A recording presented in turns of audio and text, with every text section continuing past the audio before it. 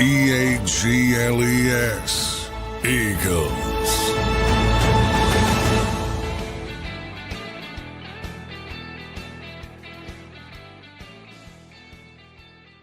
And welcome in, everybody, to a Tuesday edition of Birds 365 here on JAKIB Sports. I'm your host, Zander Krause. That's my co-host, John McMullen. Tuesday after the season has officially wrapped up. The final game of the wild card commenced last night with a dominant performance from the Houston Texans defense. And we now roll on, Johnny Mac, into the offseason, my friend. How you doing on this Tuesday morning? Doing well. Doing better than the Pittsburgh Steelers. Yeah, that was a dominant defensive performance. But, boy, I'd like to pick Houston because of that defense. But, boy, how many fumbles did C.J. Stroud? Oh, man. There's a lot of bad offense. There's a lot of bad offenses in this league. Yeah, for these people, this is the worst offense. No, it's not. Well, Eagles are down there. I'll tell you that much. But, yeah, that Houston Texans offense is ugly, John. Ugly. Oh, so it's the Pittsburgh one, but yes, against a very good defense, obviously. So yeah, but Houston moves on. Pittsburgh doesn't. So now you got 8 teams remaining. Houston might be one of the worst, probably the worst offense remaining now of the 8 teams. Yeah, I don't even know if that's the truth, to be honest, but because there's a lot of struggling offense in this league this season. It's been a league-wide sort of issue, and defensive guys catching up, and there's going to be some changes because of that. I'm very sure of that because they want offense in this league. They always want offense, and they're not getting enough of it. John, are the Eagles go? Let's move into some Eagles talk this morning. I want to welcome and thank everybody for being here. Don't forget to hit that like button. All right, top of mind here for I think everybody is Kevin Patulo. John, is Kevin Patulo going to be fired? Yeah. Is there a chance he's not fired? No, I can't imagine. He's going to be out. It's just a matter of the timing. Today or tomorrow would be my guess. Wednesday at the latest, depending on when Howie and Nick want to speak to us. Friday news dump was an interesting idea floated to me, so maybe it comes Wednesday. They talk Friday. But, yeah, I mean, it's such a strange, being in that building yesterday for cleanout day. It's such a strange, I've never seen anything like it. Like the perception inside the building versus the perception out. I've never seen anything like it. Yeah. It's funny you said that, John. I read somebody put up that a similar thought. A beat reporter, just people inside that building like Kevin Patulo. Oh my God. It's so popular, from, to a man. I mean, to a man, the players have blame themselves. I've never seen it. I can't come up with a comparable example. But at the same time, everybody knows it's not tenable to move forward because it is a public-facing industry. If this were not a public face, they just go behind and just move forward. You can't do that in this league. There's a public relations aspect to it, and that has overwhelmed everything else. So he's going to be out, but but I hope people were listening to Devontae Smith, Saquon Barkley. Yeah. Specifically Jordan Mailata. It's the same damn scheme. They were running the same scheme as last year. Same damn scheme. They're not lying. Now, if you want to criticize something, you can say, the old "you can't stand still," that I'll listen to that because people are going to adjust and people did adjust and you can't stand still. But this whole grift that nobody's open ever in this and that and it, I don't know what other word to use. You're being grifted on that same drive. Look at, the 4th down play didn't work. 4th and 11 is very difficult. Nobody's open. How about the plays before that? How about the 3rd and 11 before that? Yeah. With Devontae Smith dropped. What was it? Everybody mad at A.J. Brown, John. A.J. Brown's drop was followed by a 1st down throw to Dallas Goedert that moved the sticks. Devontae Smith's 3rd and 11 drop was followed by 4th and 11, and the season was over. Yeah. Devontae Smith had a more meaningful drop on that drive. The 2nd down play was open. The 3rd down play was open. The 4th down play earlier in the drive, they got Dallas Goedert open. Like, this is just nonsense, this narrative. But look, overall, it's a very conservative, very risk averse, as we talk about it all the time, offense. But if that's the way it's designed for a reason. I'm not, but to my original point, I've never seen a disconnect like this. Never seen it. Where do you think the front office lies? Well, I think the front office lies what I said. They agree with it, but it's untenable. He's become toxic, basically. He's become toxic. His name has become a punchline. Every game you see, oh, this is like Patulo took over, came to Houston and took over the thing. Every game. I know. It's crazy. Every game. It's become, as I said, untenable. So, I mean, for those who are gung-ho and think that's the answer and that's the solution to all, A, you're going to be very disappointed. But B, don't worry. You're going to get what you want, a new offensive coordinator. But there are much bigger problems here than Kevin Patulo. And unless you have those difficult conversations, it's going to look very familiar. And it'll come down to execution. Will they execute better like they did last season? Or will they have a bad season, a year older, that core group, remember? Maybe they don't have it in them to execute like they did in 2024. But yeah, I literally sat down and tried to come up with a comparison, and I can't come up with one. Can't come up with one. The disconnect is so inside those gates versus outside those gates. It's a completely different world. And I think, whether it's social, whatever you want to blame, the influx of, film and all that kind of stuff, and everybody chiming in with an opinion, and everybody one play scouting, like the fourth down play was a bad play. All right. How many times screenshot scouting? What do I say? Don't give me one play. Did you happen to hear Aaron Rodgers last night after the game? I did not. Aaron Rodgers spoke. Sounds a little similar to what you're referring to right now. He got asked about Mike Tomlin being on the hot seat, and he brought up Matt LaFleur being on the hot seat. And he just absolutely ripped organizations for being so stupid and giving credence to social media and people on YouTube like you and I and anybody who talks about the game, and they have no effing clue what's going on. This is what Aaron's based. I'm paraphrasing, but he was kind of going off on it. He's like, Matt LaFleur being on the hot seat is insane. Mike Tomlin being on the hot seat is insane. He's 100% right. They get too much pressure. They buckle to the pressure, and they shouldn't. Oh yeah. He's 110% right, which is not a real number.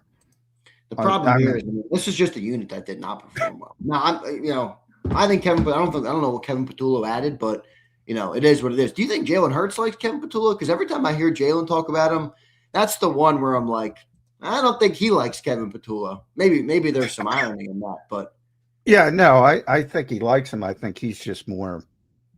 He understands what's coming. He's in the inner circle, so he understands. Nick Sirianni's the same way. Nick Sirianni obviously loves him, but if you heard the question I asked him after the game, Nick Sirianni was not even remotely effusive because he knows what's coming.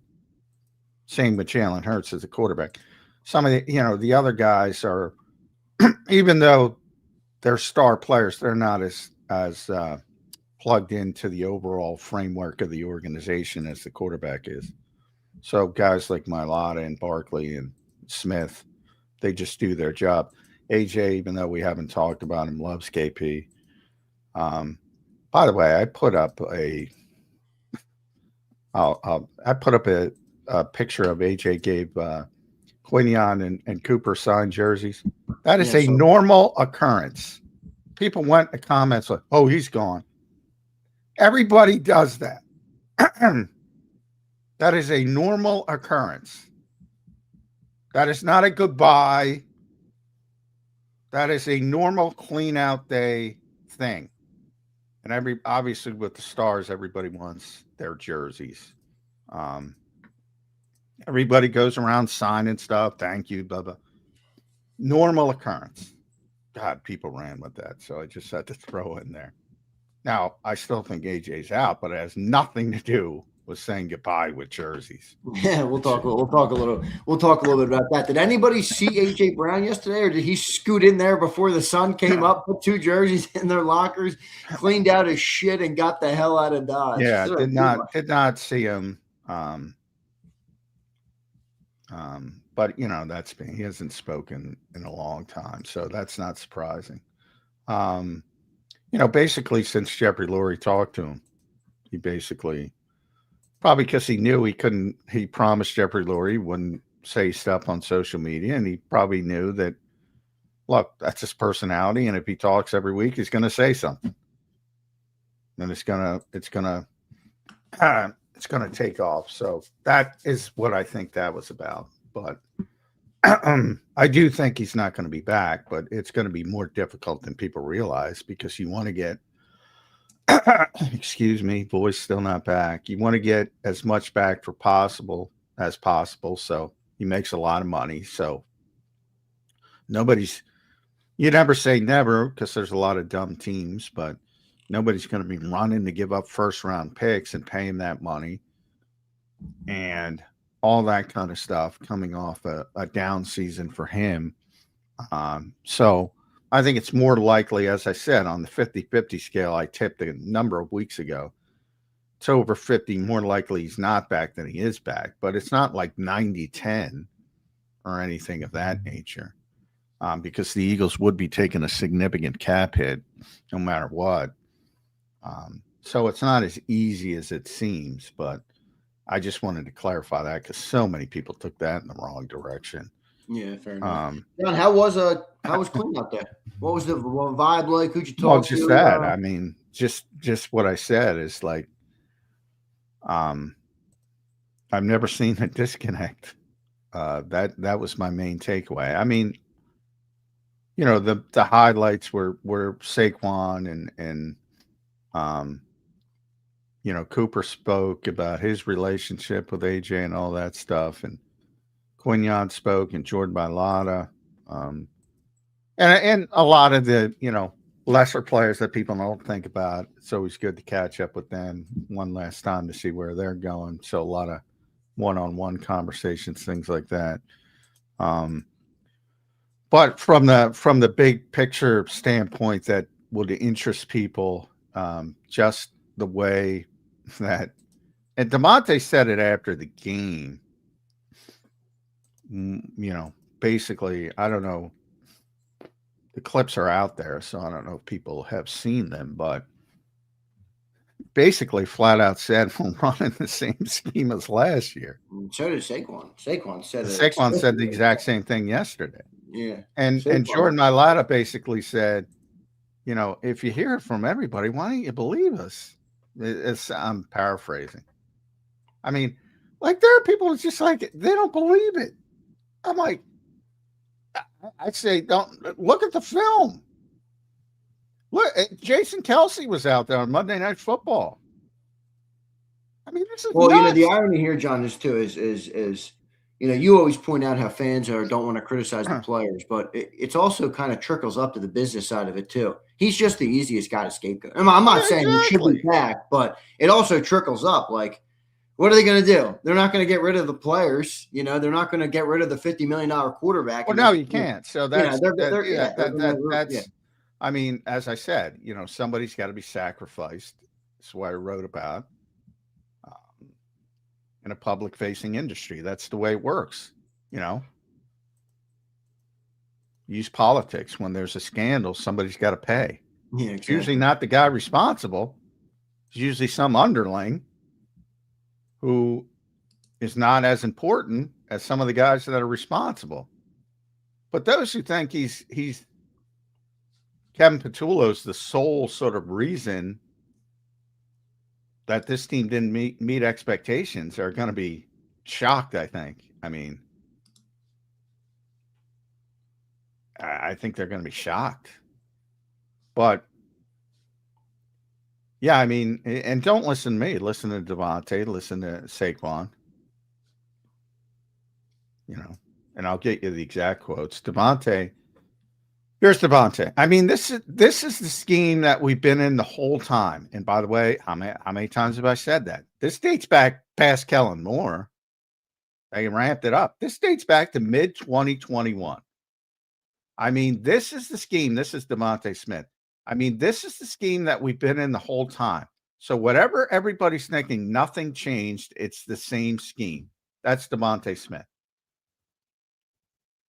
Don't believe Smith? How about Saquon? I know it was a new offensive coordinator and new guys, but we kind of stuck with the same script, to be honest, of what we did last year. And then Jordan Mailata. If there are multiple players saying that, why don't you believe us? He asked the question. I mean, so I asked it. He's asking it to report. I ask it to fans. If there are multiple players saying that, why don't you believe them? Well, maybe the scheme needs to evolve anyway, and Kevin. Well, that part's fair. I have no problem with that because that was the narrative coming off Super Bowl 57. When Nick said, basically we're just going to get better at what we do well. That was his mentality, and everybody clocked on when they didn't reach expectations. They didn't evolve, and they. All right, I'll listen to partially that, but they try. I mean, I see it every spring. I talk about it every spring. It's like Groundhog Day. They try to evolve, and I talk about the motion, and there's more. Kellen's here. There's more motion. Kellen Moore loves motion and this and that. And they were all over, and they're throwing the ball. This year was trying to throw the ball in the flats and get those easy yardage. I talked about that all the time, and it just evaporated when they started playing for real. They try to evolve, and they always end up scaling it back. But the overriding theme was that, and to the players' credit, because they could have hid behind Kevin Patulo. And they basically said the different version of what I say, which is it's always players first. And basically, they dress it up, lack of execution. I know people hate that word, but they didn't play well. The players, up to their standard, to their normal standard. We've been talking about it for months. How many players on this offense actually improved from last season? Probably zero. Nobody. I can't come up. At one point, I had two. I can't come up with any. Goddard, I would say, was more productive, but I don't know that he improved. Yeah, more productive as far as but he was much poorer as a blocker. Yeah, and if you think about the impact of this team and what the biggest problem was the run game. I think that's more important. So I don't put Dallas in that category anymore, or Devontae, who I thought earlier. Isn't this whole offensive scheme though, John? Like I know the scheme hasn't changed. So let's just go off the fact that they're using the same scheme. The scheme is not a scheme where players can evolve or get better in. I mean, Devontae Smith had less receiving yards the last 2 years than he did the prior 2 years. I mean, he's plateaued as a player. Not because I think he's actually plateaued, but because I think the scheme doesn't allow him to take his game to the next level. A.J. Brown has plateaued or gone the wrong direction. Jalen Hurts has plateaued. Well, maybe they certainly got better last year. Well, they ran the ball well. We all know what happened there. Yeah. And the offensive line has now taken a hit because that was such an intense running game. I don't know, complex problems. John, a couple things here. Any names come to mind, man, on a new one? Is it Todd Monken? Is that the name? I mean, how do you go through the hiring process here on an OC? I mean, if they want somebody with experience, and you're not going to go the route of Kellen Moore because they changed his offense anyway. So you got to get to me somebody that has a dual threat experience, a dual threat background with a dual threat quarterback, assuming Jalen's going to be dual threat. I don't know if he's going to be. Any names come to mind for you, Joe? Well, I really haven't delved into it deeply yet, but obviously the names are out there. You would think they would want to go experience. Boy, Todd Monken doesn't excite me a little bit. It's funny. I saw Mekhi Becton say something about his uncomfortableness in his scheme. I just don't see the fit. Especially for what people want. What people want. People want. The problem is, like Mike McDaniel, to me, I think would be the home run hire for outsiders. Really? But that's where I say, be careful what you wish for. Yeah. Is that scheme going to work in this? I've been saying I don't think so. Well, so why'd you say it's a home run hire? I mean, I said it's not a good hire because of that. He doesn't want. I said home run. Yeah, he doesn't want. He needs an on-time thrower. I mean, he runs the Shanahan offense. Similar. Yeah, I said home run hire to outsiders. Oh, okay. That's what I said. Boy, they would be. I would think they would be unhappy with Todd Monken for the exact same reason, other than he's done it before. But he's more of the, obviously being in Baltimore, more of what they've been doing. So it becomes down to little terminology changes, but executing what you've been doing. And maybe that's the smartest hire, to keep sort of some of the continuity for what you can. I don't see any magic fix, is kind of my point. So this isn't about anything other than stopping the torches and pitchforks at the gate of the NovaCare complex by getting rid of the guy they dislike so much. That's what this is about. Not about who comes in. Not about anything more than that. I mean, it feels like this is change for change's sake, because they can't brand. That's what I wrote. Well, how much more limited then are they going to be in their search for offensive coordinator if you have a personnel group that isn't going to run anything much different than what they run right now? Well, we don't know. Maybe they make more significant changes from a personnel standpoint than we think, and that could make things different. But that to me is the bigger question, and that's sort of a wide-ranging thing. So you have to hire, and obviously Howie knows basically the framework of what he wants to accomplish, so he has an understanding of where they're going to try to go, and if there's more meaningful personnel changes than we think, I don't know how much they can do. But if there's more personnel changes than we think, and they want to go in a different direction, maybe they have a better indication of what type of offensive coordinator they would want.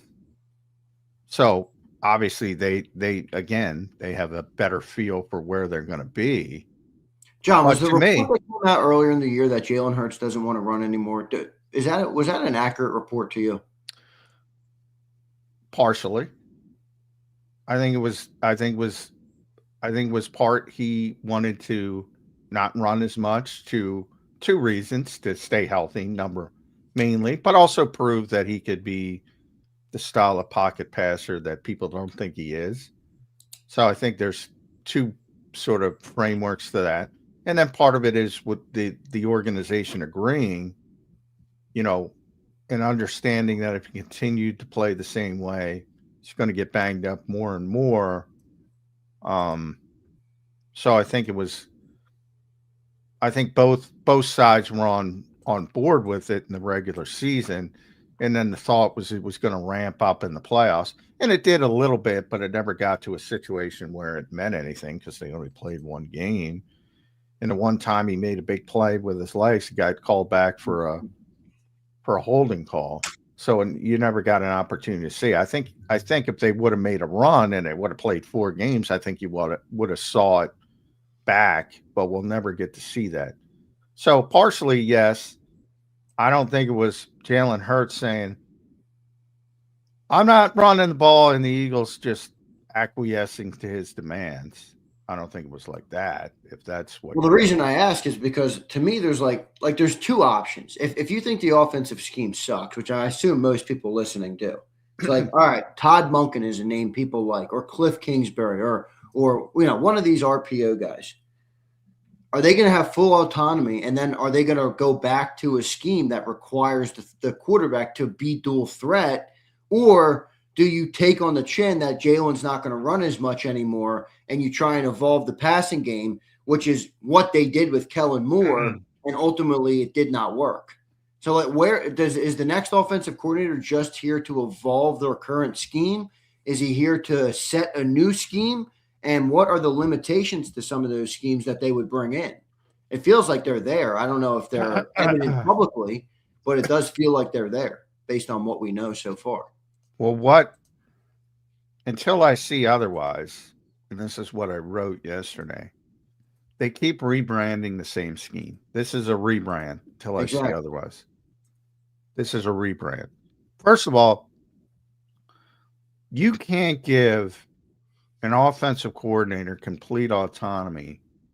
Well, you can do whatever you want. That is not a recipe for success to say the offensive coordinator doesn't have to answer to the head coach. That's not a recipe for success. If you don't like the head coach that much, get rid of him. That is not a recipe for success. You can't piecemeal it.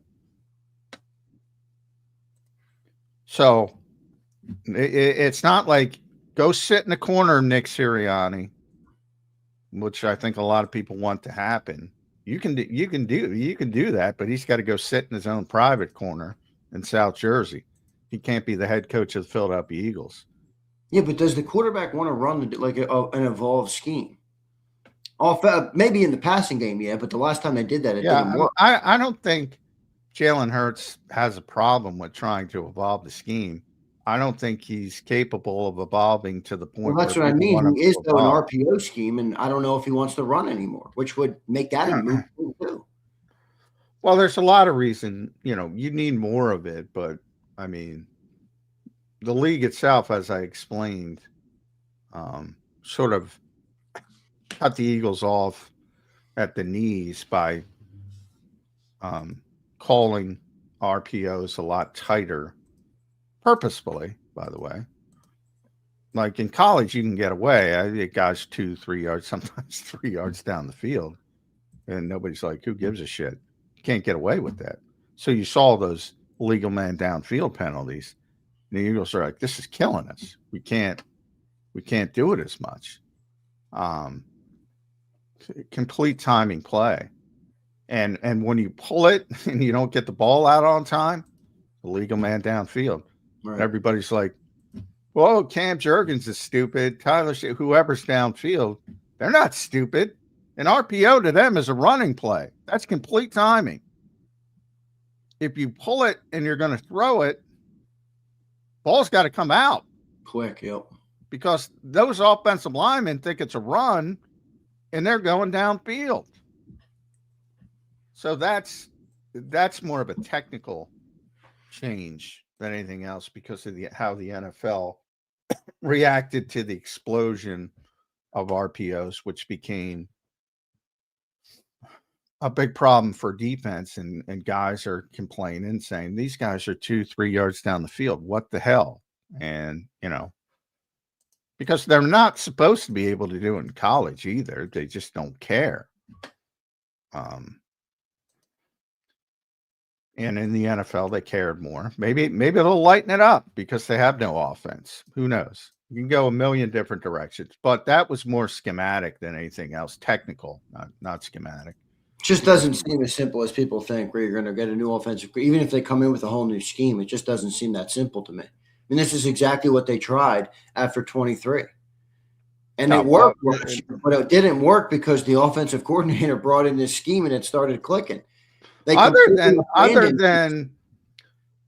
than 20 coming off the Super Bowl 57, where they just tried to get better, as Nick said, at what they did so well. They've tried to evolve this offense every year. Like I said, it's Groundhog Day. You can go back to all our shows when I'm talking about the offseason stuff and about all the different stuff they're doing and about this and that. And then it generally, you get to the summer and it scales back, and you get to the regular season and it scales back more. Because they're trying to, at that point, you're trying to win games, and that's what they did best. That's what they do best, and they're trying to win games. And it's been, and so to me, until I see something otherwise, this is the latest rebrand of the same product. Because as Devontae Smith, who's been here the entire time, tells you, it's not just Kellen Moore to Kevin Patulo. It's Shane Steichen to Brian Johnson to Kellen Moore to Kevin Patulo.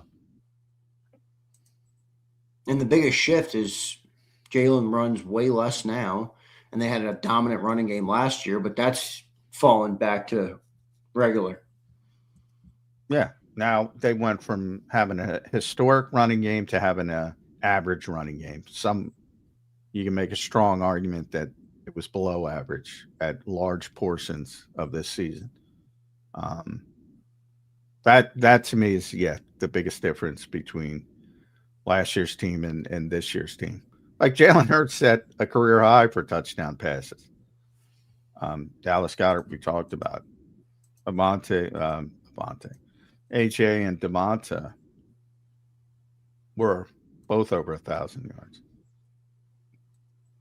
All empty, hollow things. Yeah. But very empty. All right, let's get to some super chats today. This is going to be a fun off season, and for a lot of different reasons. We're going to find out what happens here with the offensive coordinator. I think it's a little bit of a complex thing. I don't think it's so simple. Okay, hire Todd Monken, and boom, we're off and running. Or hire Mike McDaniel, and we're off and running. Let's see how this thing plays out, what it looks like next year.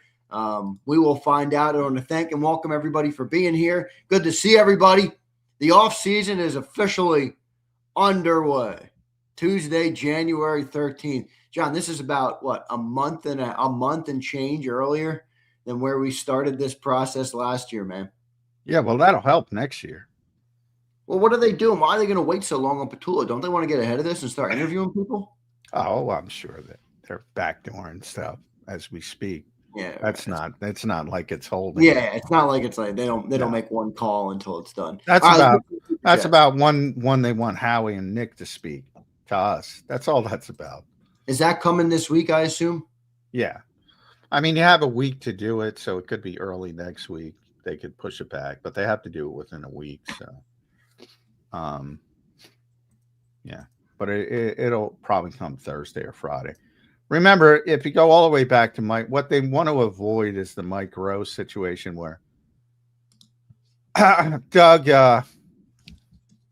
Peterson at the time said, all right, let's get this bad boy over with. And he said, Mike Rose is going to be back and the offensive coaching staff is going to be back. And then he had to go talk to Jeffrey Lurie and Jeffrey Lurie said, nope, I don't want to go in that direction. And Doug looked like, you know what, because he had to reverse course and fire Mike Rowe and some other guys. And Doug was not happy with that. So you don't want that happening. So you don't want to have Nick saying anything and then Jeffrey decides on something else. So, a lot of this is dependent on Jeffrey Lurie, a lot and what he wants done. So that's, but I don't think if people are, because I know they want him out so bad, I don't think people should panic that Kevin Patulo is going to be back, because to me, it's a PR thing more than a football thing. And we'll see how it all shakes out. They can't move forward. We will see how it shakes out. Unfortunately, I know there's a lot of people out there. It's funny. And real quick, I'm going to rip some people. Okay. That's my job. Everybody wants to change offensive coordinators. Understand. And then those same people also want to trade A.J. Brown. So we're going to have no A.J. Brown, potentially. Probably not going to have Dallas Goedert coming back. Lane Johnson is not getting any younger. The offensive line, who knows? I guess we're all hoping that the center and the left guard go back to form. We don't know if they really will, and there's certainly not a change you can make personnel-wise to that grouping. Tough I to think see. they're going to draft a couple offensive linemen. I'll tell you that. Well, they are, but you're not going to replace your $18 million center and your $21 million left guard. Agree? No, not immediately. No. And Steam will probably be in there again. We'll see. Tough to envision a world where this offense can be that much better without AJ, without Goddard, with another year-aged offensive line, with a 35-year-old right tackle, assuming Lane Johnson returns. Boy, this new offensive coordinator, John, he better be a great offensive mind, to say the least. By the way, underreported part of this is if you're an offensive coordinator, and you see what happened to Brian Johnson and Kevin Patulo, this might not be as sexy a job as people think. I asked you that yesterday, didn't I?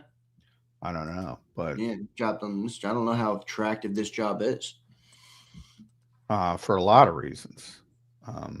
It's boomer. But I'm just interested because you brought up that name first. It kind of threw me, to be honest. What, Todd Monken? Yeah.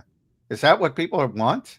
No, but I went there because I know obviously his history with Lamar and a dual threat quarterback and his ability to get the most out of Lamar, get him to 4K yards, get it, evolve an offense that relies on a running back as well. I mean, he does a lot of things there that are similar to what in an ideal world you would think the Eagles offense would do with Jalen Hurts, with dual threat, RPO, if not RPO, you got a great. Well, that's the problem. I think the people don't know what they want because.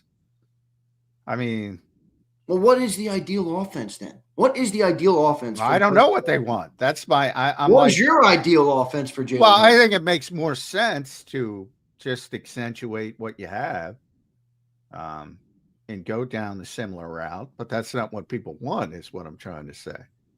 And the reason I brought up Mekhi Becton is because. He's out with the Chargers, and that's where Greg Roman is now, and that's who sort of handed the baton off to Todd Monken in Baltimore. So it all comes together. Similar style of offensive coordinator, but even in that aspect, Mekhi's like, I don't know what I'm doing in this scheme. I don't know if you saw his quotes, but he's very uncomfortable. This to me just has got change for change stakes written all over it, and you got to go through the same learning growing pains, and hopefully it clicks. But there's going to be some ugly moments no matter what you do. If you go, and I think what people want is somebody to come in and put their magic wand down and turn Jalen Hurts into a high volume thrower, and that would be even worse than hiring a Todd Monken, in my opinion. Which is where I think there is a disconnect here, and I'm guilty of this as well, where people think Nick Sirianni's a dumbass because of this offense, and he's the offensive mind, and he hasn't evolved he doesn't have one of these high-powered offenses, doesn't call the plays, and I think you're going to bring somebody in here, and people are going to say, hey, maybe Nick, who watched, the team practice every day, who sees his team more than anybody else does, decided this was the right offense to run. I don't know. Maybe he's right. I don't know if he is or not. We're going to find out, but we'll see how it evolves next year, folks. I'm not as optimistic as many are that a new offensive coordinator comes in here and fixes everything. We will find out what happened. Let's go to some super chats. I want to thank everybody for being here. Suplex City, what's up, brother? For those wanting to blame just one person, remember, Sirianni has never been past the wild card round without C.J. Gardner-Johnson.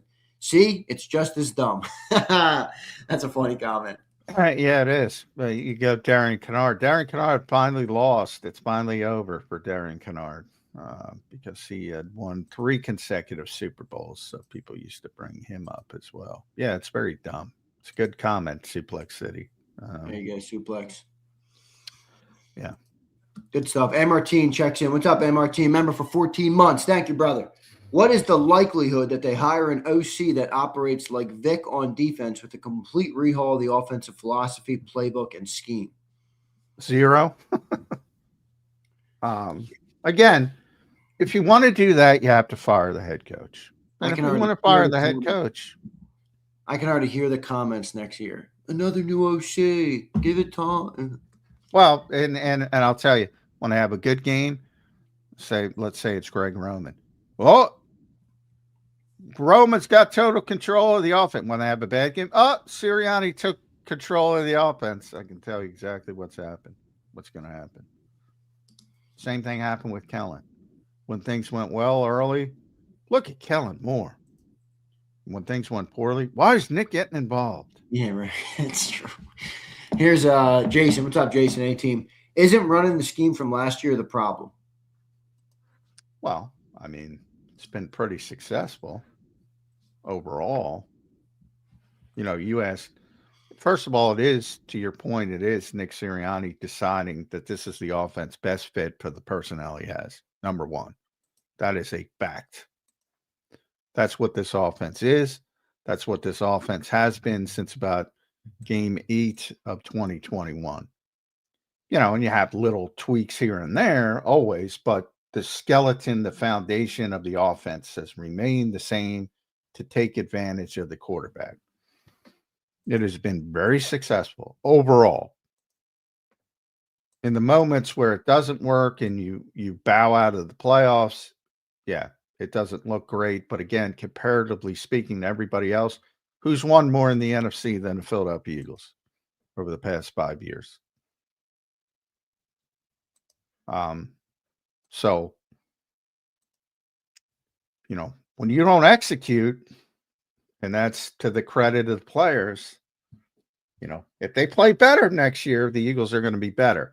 How likely is it to get better, as Zander pointed out, with the core group another year older, and Landon Dickerson flat out admitting he doesn't know if he's ever going to be the same. And you're muted, Zander. I don't know what's going on. Flat out admitted it from Landon Dickerson. Yeah. How likely is that? Probably not that likely. And that's why the personnel aspect of it is the bigger questions that a lot of people don't want to have. And you might have to make some serious changes. And you're really not in a position to make a ton of serious changes. But it's not a good setup to the only time everything needs to be amazing around in every area of the offense in order to win. That to me is not a good recipe. You got to be able to get more. You got to be able to get more juice, more. It's got to be worth it more. You got to get more out of the players. You can't just rely on. You have to have a historic running game. You have to have an amazing offensive line. You have to have the best. Receivers every year. We need to get more out of what we got. We had enough talent this year. They don't get a lot out of their offense. Whether it's the quarterback, whether people think it's Kevin Patulo, you can debate that in your own mind. I'm not going to tell you what to think. I have my thoughts on it, but that's what it seems to me, John. If I was king of the world, I would ban conversations on how good the talent is and just talk about how they performed this season, how they performed last season. Because again, I asked anybody in the chat, who do you think played better this season than last season from a playing perspective? Forget Kevin Patulo's exist. Forget Nick Sirianni exists. Just the players.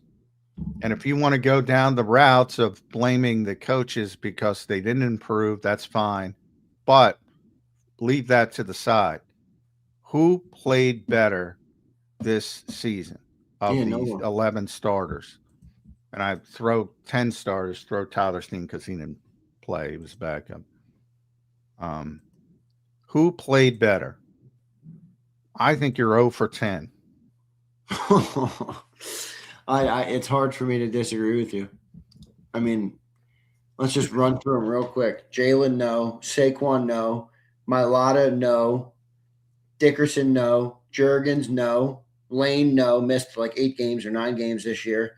Goddard in some spots, not overall. Devontae, no. AJ, no. You're for 10. You're right. And John, who's technically John, yeah. Jahan or Calcaterra, whatever you want to Yeah. use, 11 Yeah, personnel, whatever. 12 personnel. Yeah, both of Whatever. them are no anyway. Yeah. So here's Mr. Hill. How can Howie take the cap hit on AJ knowing he has to pay the guys on D? Well, it's not a lot of the guys on D are still a year or two away, number one, so that helps. Now Jalen Phillips factors it. But no, that's the cap is one of the reasons why it's not a fait accompli that AJ's out of here. Because the cap is a significant issue with him. So yeah, you're gonna have to take you're obviously if you trade him, you gotta post June 1st at number one. And you're still gonna lose. Let me look. Trade.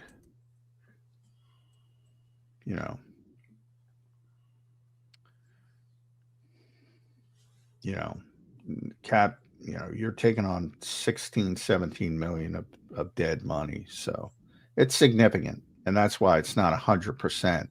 But as they've proven with Carson Wentz, most notably, if things get to the point where they just don't think it's possible to move forward, they will pull the trigger, and they can pull the trigger. But some of the guys you're worried about paying, you don't have to extend Jalen Carter this year. You don't have to extend Jordan Davis. You don't have to extend Nolan Smith.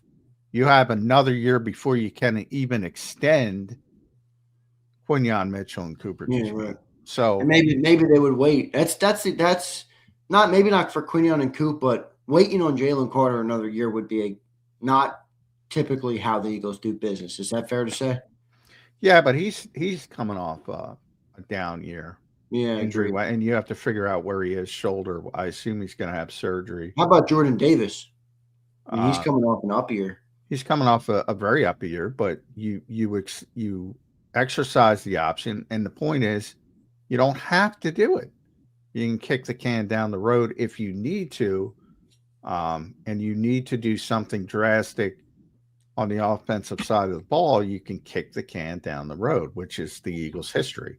If they're kicking the can down the road, then they can readjust and do some different things to make it fit the year prior. It doesn't have to be done immediately, is all I'm trying to say. Mm-hmm. So they have some wiggle room. And when it comes to cap stuff, Howie will get it done. He'll get it done. Figure it out. We'll see who he pays. We'll see who gets paid this summer. Appreciate it, Mr. Hill. R. Gravy with similar chat. How can AJ be traded with that contract? John, the question on that, I know you just answered that basically. Gravy, thanks for the super. Could AJ restructure if he wanted out that bad enough? He could, right? Yeah.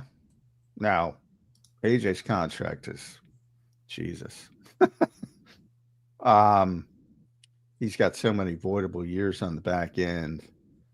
But yeah, they can manipulate a lot of things, and that would be one avenue. There's a lot of things you can do to make it happen. And again, Carson Wentz proved at the time when they set the dead money record, if they have to get out of something, they will get out of it. Is it preferable to do? No. And if there weren't any issues, there'd be no question he'd be back, and you wouldn't start talking about potential outs until 2027.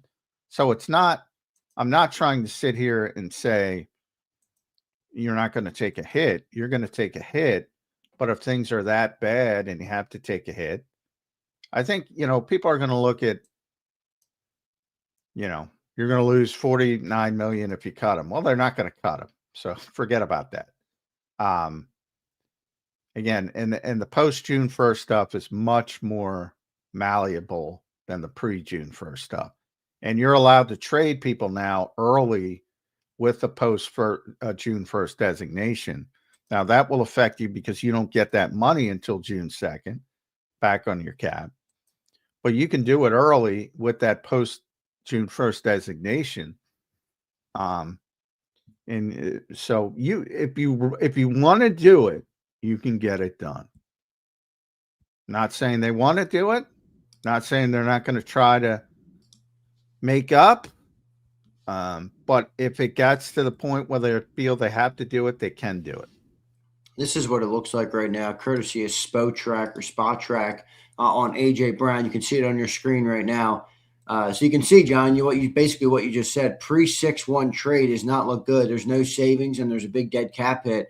If you go to post 6-1 trade, you're saving $7 million, and you got $16 million in dead cap this year and $27 million for the following year. So kind of spreads it out a little bit more. So if they did anything, it would be a post June 1st trade, obviously.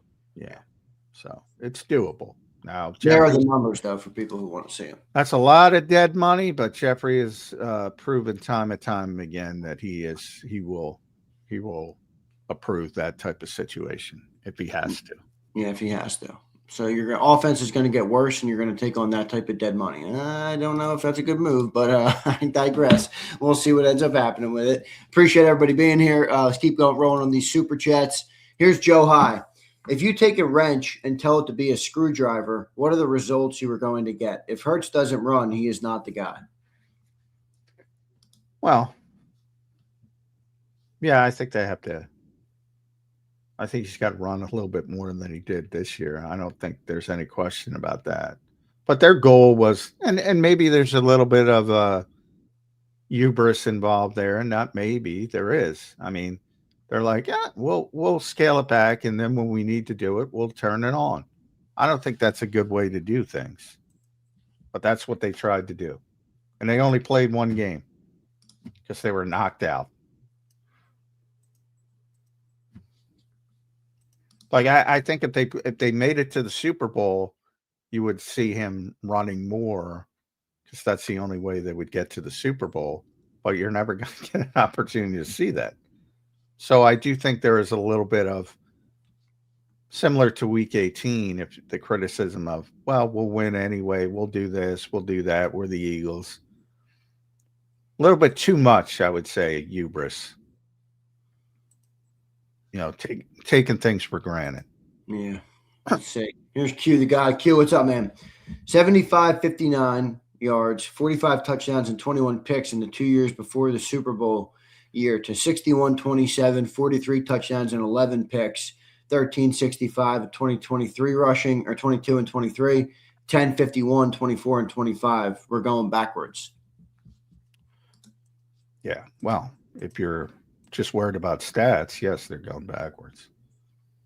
I don't care about stats. I say it all the time. Meaningless to me. That's why I say 1,000 yards for AJ, 1,000 yards for Devontae, 1,100 for Saquon, 13 touchdowns for Dallas. Yeah, but the stats do align with the story, right? I mean, I don't care about stats. No, but I'm saying if your premise, regardless of what stats say, is, the other things are more important, the stats still do go in line with that. I'm not saying you value them. I'm just saying it looks like they're getting worse, and statistically they are getting worse. I don't want to entertain it because I don't think it's valuable. There you go. That's fine. Here's King taking over, becomes a member. Thank you, King taking over. Appreciate it, brother. Like that name. Q the God says, if that's the case, who's responsible for developing Jalen? Whoever's job that is needs to be fired. And if he can't develop, Howie isn't as good as we think. Well, I don't know what Howie has to do with development. So, number one. I think he's talking about paying him if he's not developing. Number two, he's developed greatly. From he was a second-round pick brought in to be a cost-effective backup and spun off. That was the original projection, despite the revisionist history, who developed into a two-time Super Bowl quarterback with the Lombardi Trophy. Sounds like a lot of development. And there's been a lot of chefs in that kitchen, from Nick to Shane to we talk about it, to Brian to Kellen. Sometimes I got to stop and think about all the names, to Kevin, to Doug Nussmeier, to right now and Scott Leffler. to guys that are long forgotten, like Alex Tanney. I mean, a lot of chefs in that kitchen because of the success, and either guys moving on to better jobs or guys getting fired because they didn't reach expectations in the down years. But to look at Jalen Hurts and say there hasn't been significant development, I can't agree with that even remotely. Q, thank you, brother. Appreciate it. Here's Abe. 42-19 hurt, but losing this last one hurts more. I don't know what I mean. Okay. Anytime you lose in the NFL, I mean, it's the end of The Sopranos. It goes dark, man. You're up, you're vibrant, go to black. Right up until that fourth down play,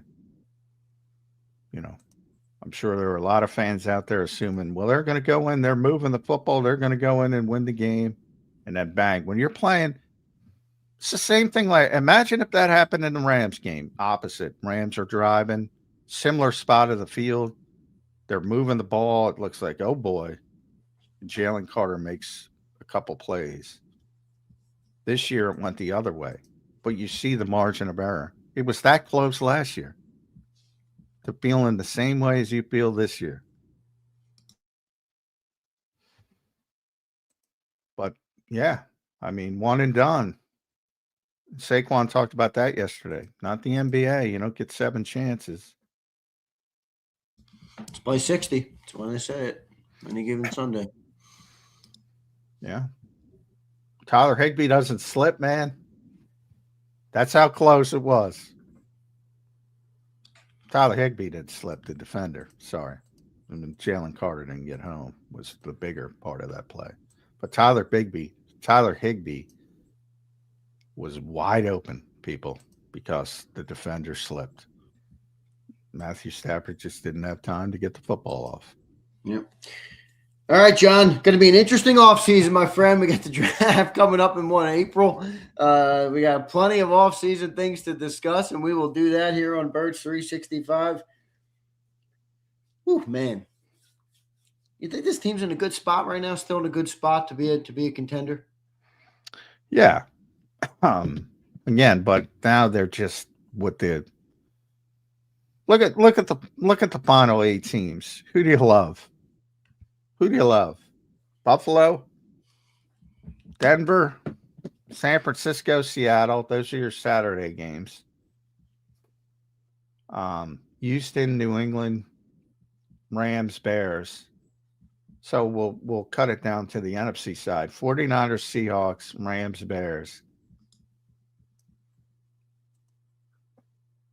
Can the Eagles beat them? If they got a mulligan, I think the NFL is a weird way of just being right. Like, those are the best 4 teams in the NFC. They were all year. We denied the Niners because they had a weak schedule, but they were better than the Eagles. They had a better record. Yeah, I don't agree with that. I used to have this argument with Jody all the time. Jody's a big, well, they won, so they're better. I mean, I don't even get that mentality. Yeah, but I think the Niners were actually better. Yeah, I don't. I mean, I don't think, like, Washington was in the NFC Championship game last year. There's no fucking way they were the second best team in the NFC last year. No fucking way. None. Zero. The 49ers, nothing. Again, because of attrition, they shouldn't be in the position they are. That's why the loss is so disappointing. Like, that is a brutal loss because of where the 49ers were. They're not. They're lose to Seattle. It's a little different. Yeah, well, I think they're going to lose to Seattle. I mean, I'm saying the Eagles lost to a team that you felt like, all right. Oh yeah. And the same thing with the Rams didn't play well in Carolina. They could have lost that game. And the Bears were getting waxed until Green Bay did their usual shitting of the bed. No, there are ups. I don't know why. Forget about the playoffs. Think about a regular season. How many upsets are they in a week in the NFL? Like, the best team doesn't always win. I know, but the 49ers are a better team than the Eagles. That's where I disagree with you. They were better all year. I don't agree with that even a little bit. And that's why it makes it so disappointing, because you lost to a team that you were obviously better than. That's always disappointing. And part of the reason I felt like this year that you were overvaluing the Eagles a little bit. I mean, one of the major reasons is because of the attrition. And again, I would have a different conversation if Fred Warner was out there and Nick Bosa was out there. That's a given. Yeah. I mean, that's a different conversation. I'm saying the team that showed up on Sunday in Philadelphia was not better than the Eagles, and they lost. I'm just wondering how. I mean, John, 3 teams in the NFC West are in the Final Four. They're in that division. They're 12-5. They had a good year. Well, they also had a 4th place schedule that I've talked about since this summer. I said San Francisco is going to be back in the playoffs. Was it a good win to go to Philly in the wild card round and knock off the Eagles? It's a very good win for them. I'm saying they're not better because I get why people say it, but like there's also the logic of upsets. I mean, the Eagles are consistently. It's not like it was they were 9-7. They squeaked in and got a win. Yeah, but what in an unbalanced league? When I talk about this is a larger team, and obviously wins-loss are what it's all about. But at the end of the day, that's just another statistic, and why it's not valuable. 12-5 versus 11-6. There's a number of reasons. One, okay, they were a game better. The Eagles didn't play in Week 18 because they didn't want to play. So who gives a shit? They were a game better. It's just on that base level.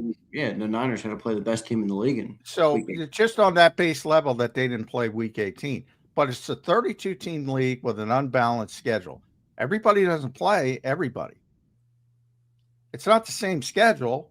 That's why you have these strength of schedule nonsense. You look at the records last year, but you have the advanced ones like from Warren Sharp that are more valuable, that weight all that kind of stuff.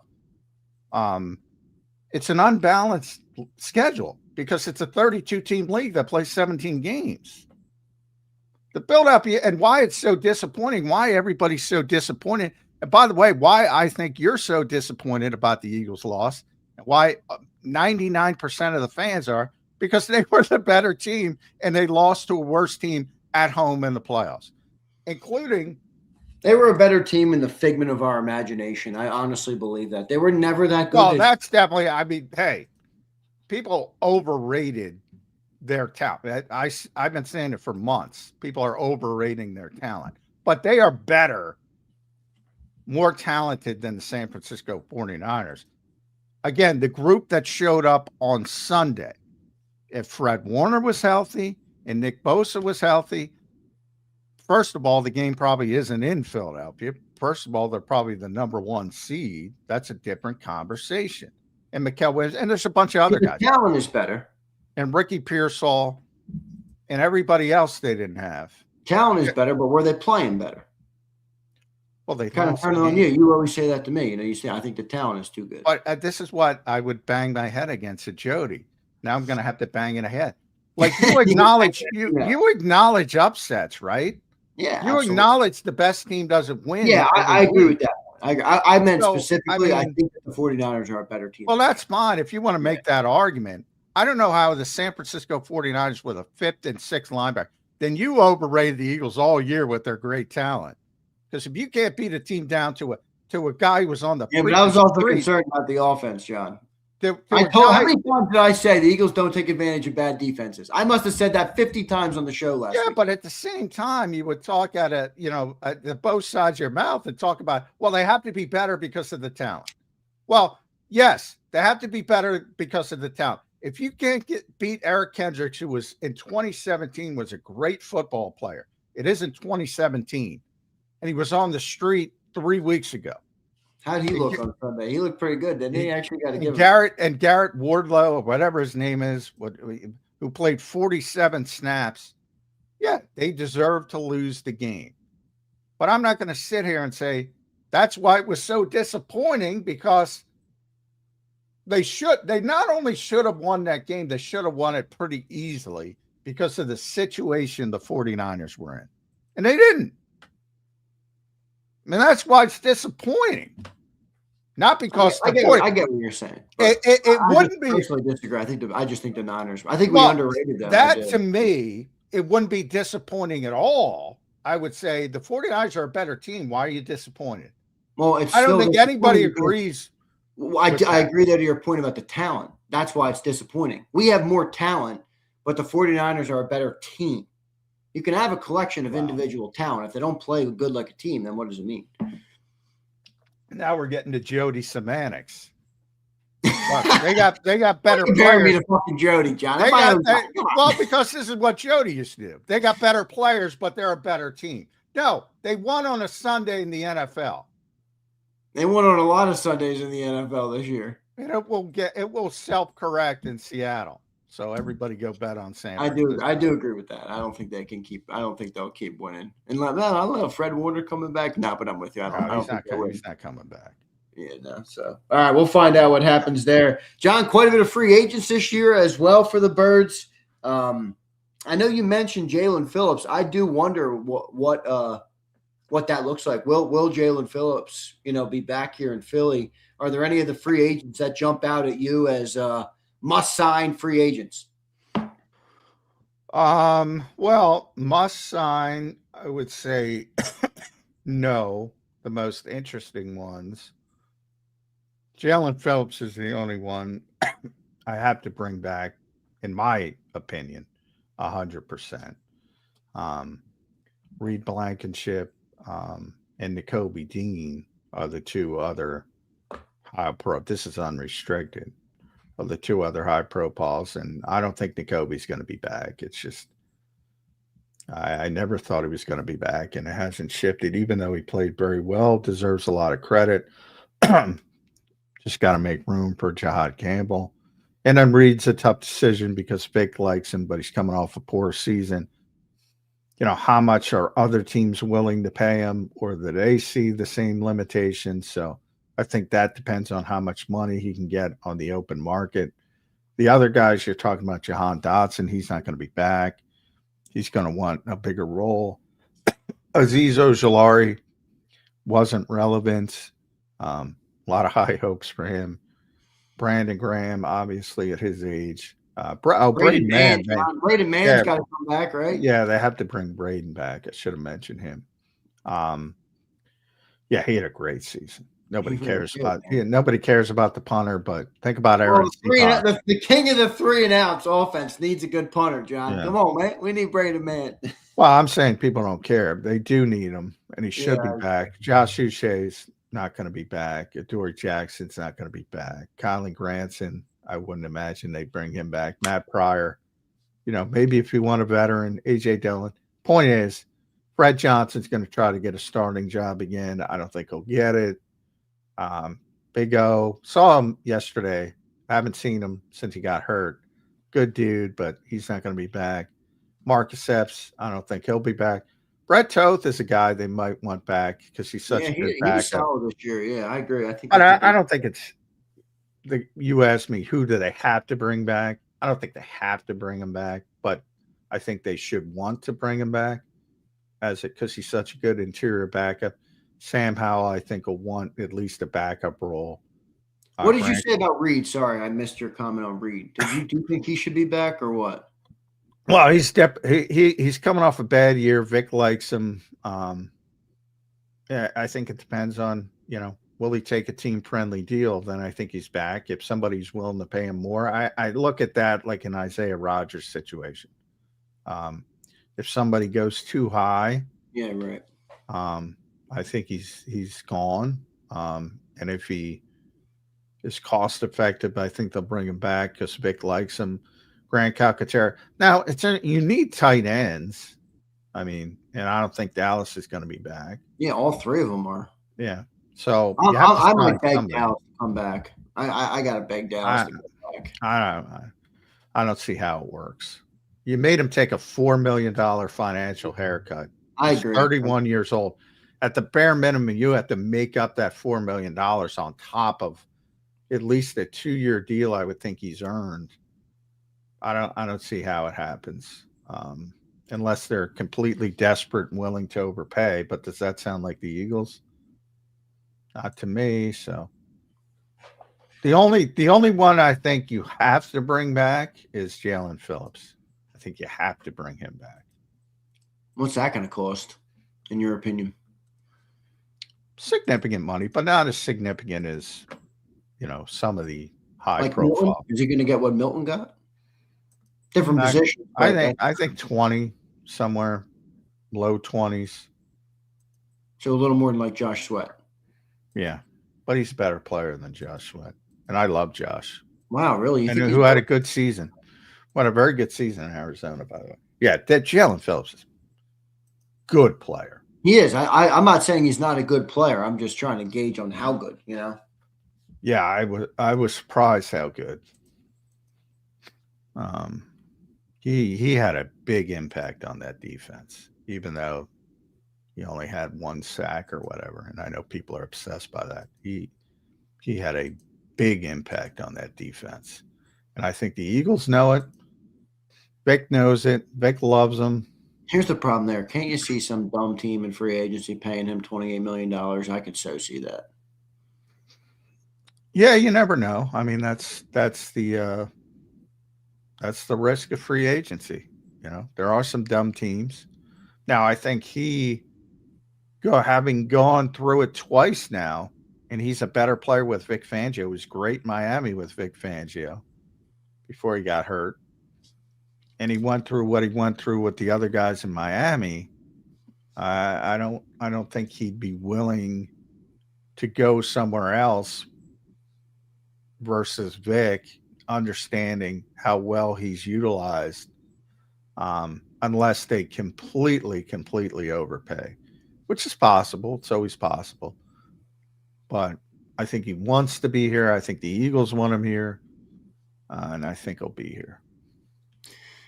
We'll see what ends up happening. We got a lot to talk about in the off season here, John. I'm looking at a list here. All right, this is from our guy Caden Steele. These are some names: Brian Dable, Todd Monken, Cliff Kingsbury, Nathan Skeelhouse. Skeelhouse, yeah. Yeah. They interviewed him in 2023. He was a Matt Campbell coordinator. Yeah. Yep. Mike McDaniel, Frank Reich, Mike McCarthy, Mike Kafka, and Tommy Rees and Zach Robinson. Caden Steele lists out 10 potential OC candidates. Any of those catch your name, John? Or catch your eye? A lot of retreads. Yeah. I think the best of that group is Tommy Rees from the perspective of good friend of Nick Sirianni. Yeah, they were on the Chargers staff together.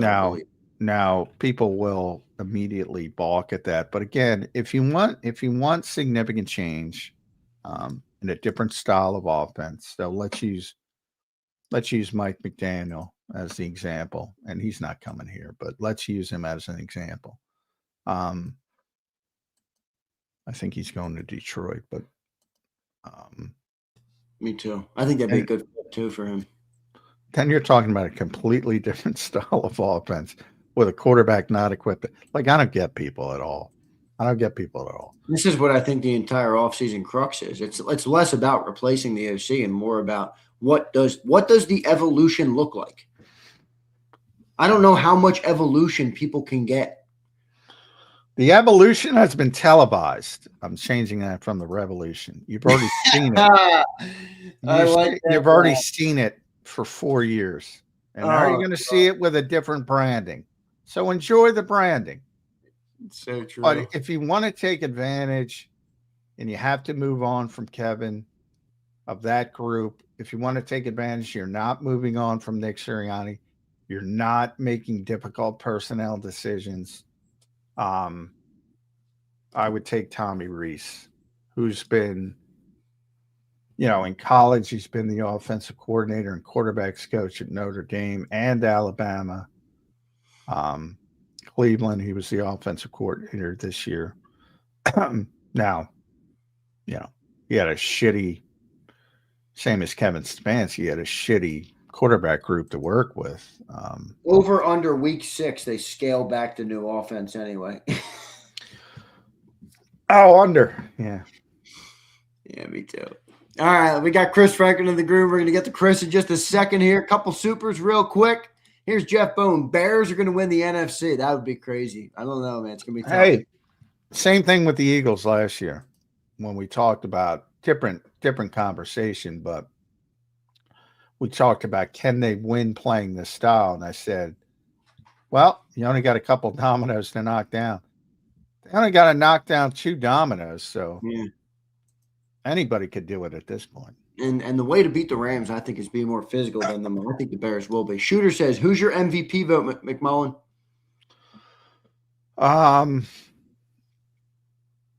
Boy, it's – and by the way, I don't have a MVP vote this year, which I was devastated by.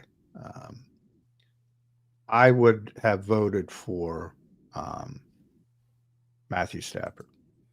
Drake May, number 2. Yeah. McGavin's a Patriots fan. He was looking for a May. Vulnerable says, man is my number 1 player to bring back, LMAO. Me too, Vitality. The 3-and-out Kings must have a great punter to flip the field. Yeah, well, Braden Mann had a great season, man. Great season. Nobody cares about punters, but yeah, you better bring him back because, big reason why they lost Super Bowl 57 because Aaron Cepas punted the ball the wrong way. Big reason.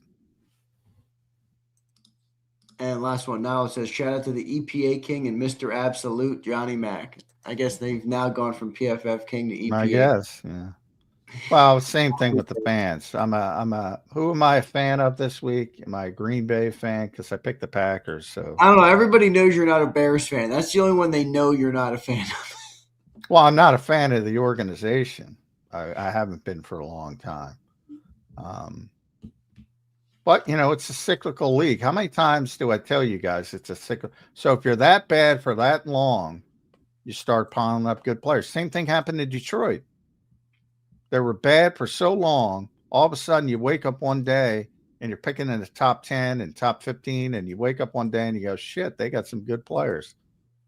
It's what started to happen in Chicago. They were so bad for so long. You wake up and go, oh, look at those receivers. Let's see what happens in that one. I like the Bears. I liked them in the summer. I thought they did a good job with the veteran offensive line guys. Yeah, the offensive line's awesome. And by the way, that Darnell Wright pick looks pretty good now, doesn't it? Yes, it does. I mean, that guy can play, man. All right, let's go to Chris Franklin. We got Chris Franklin joining us right here on Birds 365. You can follow him at C Franklin News. He joins us here. Chris, we're in off-season mode, my friend. How you doing this Tuesday morning? I'm still confused. What the heck happened? I still think we should be in the divisional round, like covering the divisional round. That was just atrocious. But no, San Francisco's a better team. We had that argument. That's a devastating loss. That's a brutal loss. They had their 5th and 6th linebackers. You can't put lipstick on that pig. That is a brutal loss for the Philadelphia Eagles. Yeah, and it goes back to that whole game was just a microcosm of the season. When you look at the way that the offense itself, you saw hopes and you're like, you know what? They can pull themselves out of this maybe. And you just like, and all of a sudden I just think of that Herb Brooks thing from Miracle. You can't win on talent or just a talent alone. And I think that's what we saw this year in terms of that. So, yeah, the defense tried their best every year. The defense did their job. I have no qualms with the defense at all. This one is squarely to me on the offense. And, yeah, some much-needed changes are coming. I agree with you overall, obviously. The defense had a tremendous season, way overachieved from where I thought they would be, losing what they lost coming off the Super Bowl. So many guys stepped up. So many young players got better. But I do, because all we've been talking about is offense for obvious reasons. You got to come up with a stop, don't you? If you're that good defensively. And what's Nakobe Dean doing on Christian McCaffrey in that situation? Imagine you could scheme people up to get advantageous matchups. You'll have to do that. All right, there we go. We're right back to the offense. Right back to the offense. They put him in motion from the right side. Right back to the offense. All right, we're not going to talk about the defense. So I got that. We still talk. I'll shift gears. I don't know if you heard, but Caden, your buddy at NJ.com, we went through his list of 10. I'm going to say Chris Franklin. We're rebranding this thing. So as far as I'm concerned, Chris Franklin can be the offense coordinator. Who's your favorite player? Who you rebranding with? Who do you want to be the offensive coordinator of the Philadelphia Eagles? My number one pick really would be Todd Monken. Todd.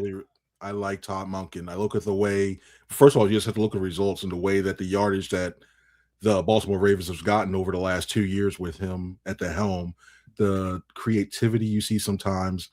The thing that I like the way he uses emotion a little bit. The thing that concerns me with him was that Baltimore Banner story that came out about when players start to feel a little bit predictable when it came to personnel groupings, and he's a little gruff. He's almost like Vic Fangio on offense.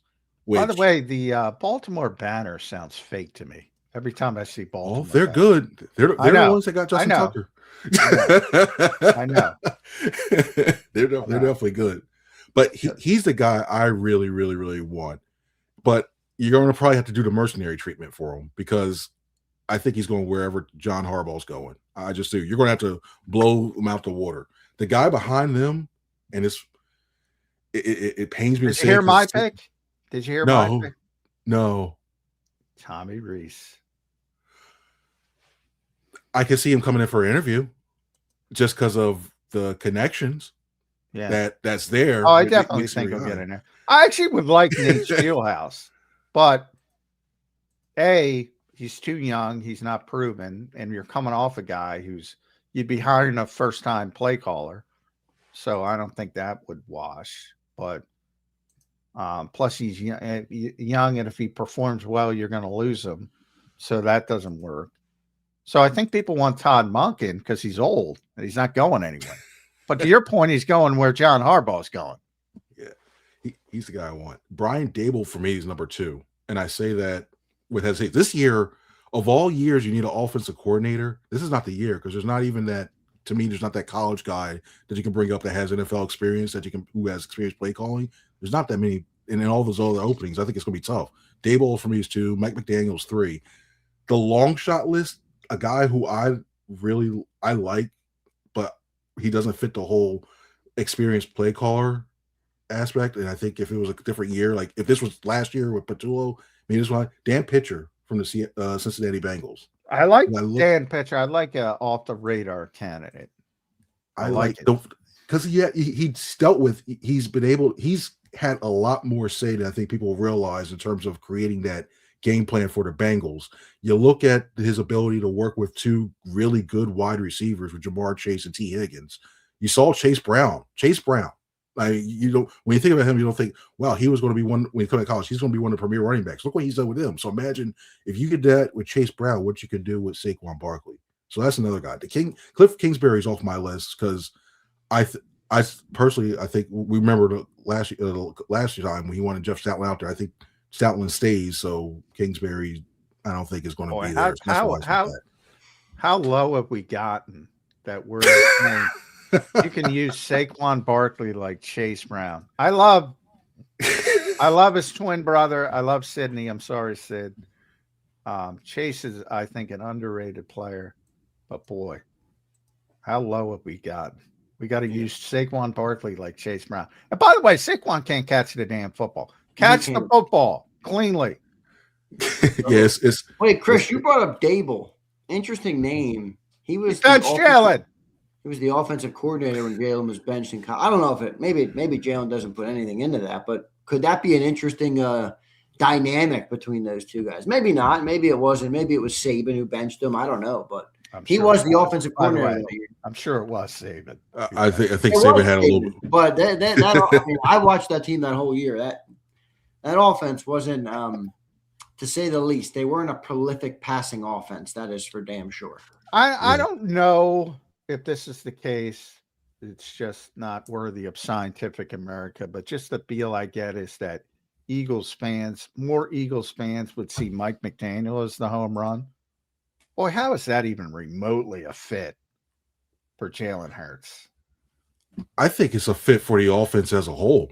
I mean, I look at the fact that if you look at the Eagles' most successful runs this year, and even in the past, has been outside zone. I know we got into that talk about the Shanahan offense and what have you beforehand, but when you look at the consistency for one of their highest averages, they tried to go over that that the gap between Jurgens and Dickerson, they had the most yardage overall, but their most success came on the outside edges and running that way. So when you have the tackles, the horses to do that once Lane is back and gets that foot corrected, and then you got Jordan Mailata, I think, on the athletic, and then you have if you do the outside zone with the double teams with Lane Dickerson on the outside doing that, I think you can get a decent push and you can attack teams out there. And then when you look at the receivers, like I mentioned before with Pitcher, he did it with Waddle and with Tyreek Hill. He can scheme guys open. You get the motion. This will require more motion, and then you look at Tua Tagovailoa overall. Like I think Hurts is a better quarterback. Do I have to look at Tua? Yeah, I think Tua looks at the field too much because he's been on the ground for all those concussions, which were self-inflicted, which he's done. And I don't like the way there's locker room stuff I don't like about him. But overall, I think you can duplicate that type of success here and have more. But the problem's going to be, I don't think he's going to be available. As much as I would like to see McDaniel here, there's too many openings around the league, and he's going to get a head coach. I think the Falcons is going to be the one. Man. I think he's going to the Falcons head coach. I think that. Oh, head coach. Yeah, I think he's going to get a head coaching opportunity. I think it's between the Falcons and the Giants for John Harbaugh. I think he's the Giants. I think he's going the Giants. And that is I think that's bad news for the Eagles, by the way. That's bad news. Chris, let me ask you, man, just a broader question about this offense. Do you think this is as simple as fixing the OC? Like, I'm not saying Patulo should be back, but I mean, they brought in Kellen Moore last year to like advance this passing game because he's been the architect of 2 number 1 passing offenses. They run his offense for 4 weeks and they completely abandon it and scale back completely. Now you have a quarterback in Jalen Hurts who obviously has the success he has, but does he want to run anymore? Is he still dual threat? Is the RPO even an option? So a guy like Monken, while he sounds great on the surface, is that the offense Jalen wants to run? And then if you go on the flip side, kind of like Kellen Moore was, that ultimately didn't bear enough fruit, and they went back and became this was where the risk-averse approach came, with the 7 turnovers in 4 games. I don't think this is as simple as replacing the OC. I don't know exactly what I'm asking you, but it feels to me like this is a tougher offensive fix than just fixing the offensive coordinator. Do you agree? I think it's a lot easier. Now, the other thing that you have to worry about is the personnel who you're bringing back. And I think that goes into the conversation because I think a big part of that is if Dallas Goedert coming back. Because if you just worry about working because if you don't have that interior threat, then you just worry about covering the outsides, and the next thing you know, you settle some of the other stuff. I still think this is an easy fix. What was it? Sumer Sports. I found this. I was watching during the game, like, what the heck? Like, do it. It is predicted. Eagles' offense was so predictable. Of all, I think it was something like 76 or 7 of Jalen Hurts completions were all on hitches. And I heard the conversation coming in though with EPA. That's where all the EPA was coming from. It was coming from the hitches, and they had the inside crossers and stuff like that for it. You look at the go routes, none completed. You look at the digs, the deep digs, none completed. I think it's not so much simple as, okay, change the routes and everything's fixed. No, but one thing, there's a feel that comes with play calling. There's a more nuanced thing of trying to set the defense up to get those advantageous matchups, and that comes with motion. That comes with even a small one where you bump, and they used it a couple of times, but a small one where you bump, maybe have that stack and you have AJ Brown move inside and he's one-on-one with a nickel corner or a safety.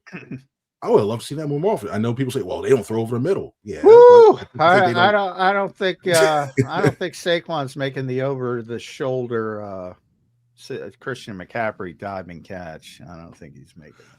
I don't think that, but I think also a little subtle screen, better design screens. I know this team hasn't been a screen team, but I think better design one where it's not like, okay, Harry High School, 1, 2, 3. Wow, I feel the offensive line going off. All right, now I'm going to ask you this question. All right, so you were in the winners' locker room, so you were in a better environment, but the 49ers. But I'm sure you saw the clips of Devontae. So here's Devontae's exact quote after the game.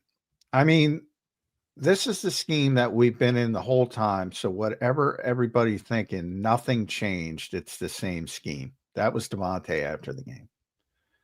Don't believe Devontae? How about Saquon? This was Saquon yesterday, a clean out day. I know it was a new offensive coordinator and new guys, but we kind of stuck with the same script, to be honest, of what we did last year. This was Jordan Mailata. And he's been saying that all year.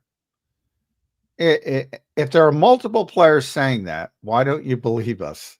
I ask you, Chris Franklin, why don't you believe the players? Same damn scheme. And that's where if you had, I think, a better coordinator, you can dress it up a lot better. Not necessarily, it's the same damn scheme, yeah. Like there's little elements that you saw is the same thing, but there's times when you just need to dress it up better. Like we talked about the lipstick on a pig, yeah, it need a different shade because All a right. lot of times Well, when that's teams fair. start looking That's fair. That's you fair. because you look at the times that when you had guys like C.J. Gardner-Johnson. I'm just going through all the guys that I remember seeing in the locker room. C.J. Gardner-Johnson, Terrell Edmonds, all these former Eagles that I remember seeing like just passing guys talking about them. They were able to diagnose even the players who were like even guys like Jared Verse, what have you, earlier in the season. They all saw certain tendencies that they saw on film, and you're just like it was almost like an open book test. Oh, everybody knows what they're running. You don't have to be Luke Kuechly to figure out what the Eagles are running.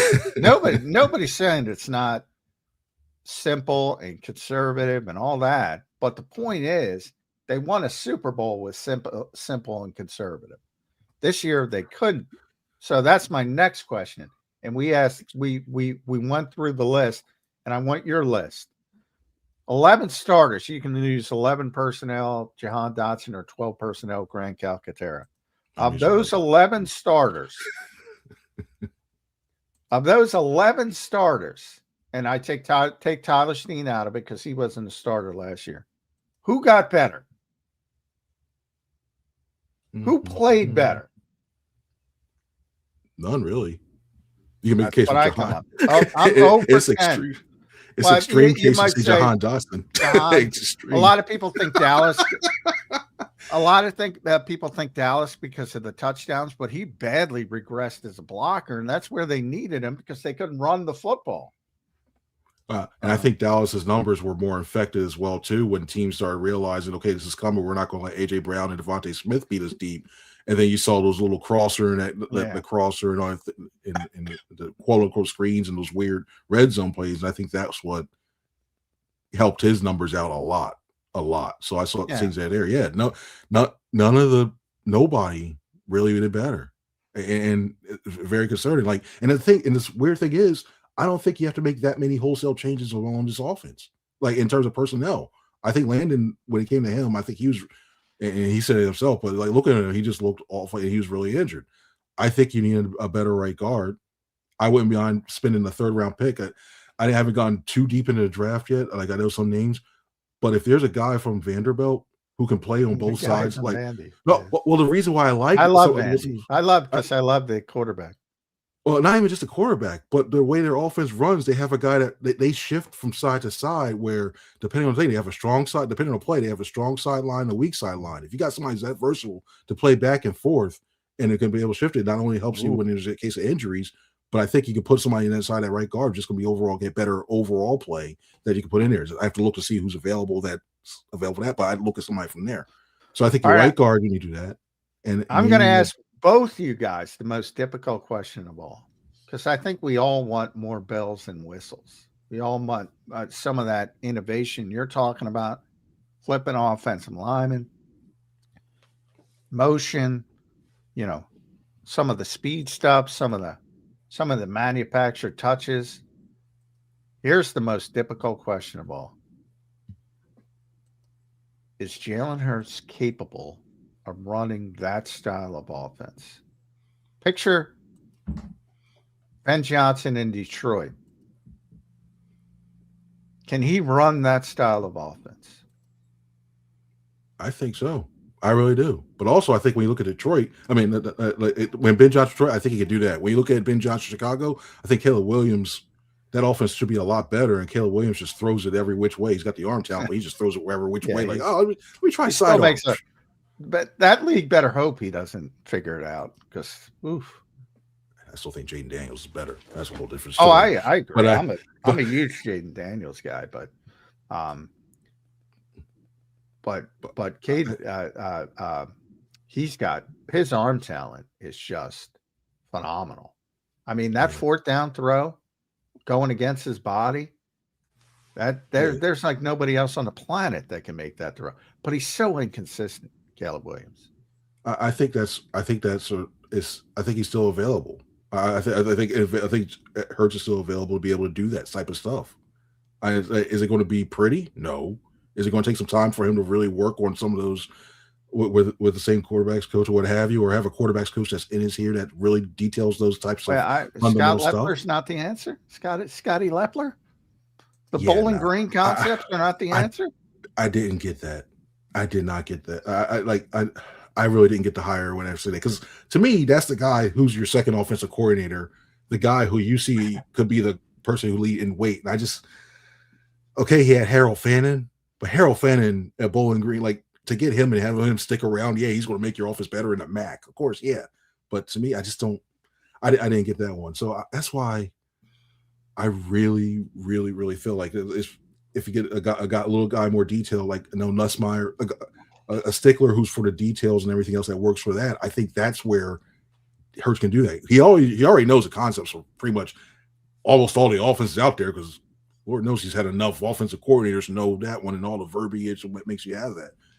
I think that's the way to go about it, and that's why I think even if somehow Mike McDaniel was the guy, or McDaniel didn't bring the person I'm about to mention next with him, I'd look at Hiram and Darrell Bevell, his quarterbacks coach down in Miami, because one thing that I think Hurts has a similar game to Russell Wilson, and he got the most out of Russell Wilson as much as he could in that one. I don't want him to be the offensive coordinator, but a guy like a quarterback's coach to be able to have him, he's who I would want to see there, because I think he has a little bit more know-how, the way it hurts the style to get the most out of him, milk that out like he did with Russell Wilson. Bevel. I thought he was good. Now he called that play in the Super Bowl. John, to answer your question, did they try and do that in the first 4 weeks last year?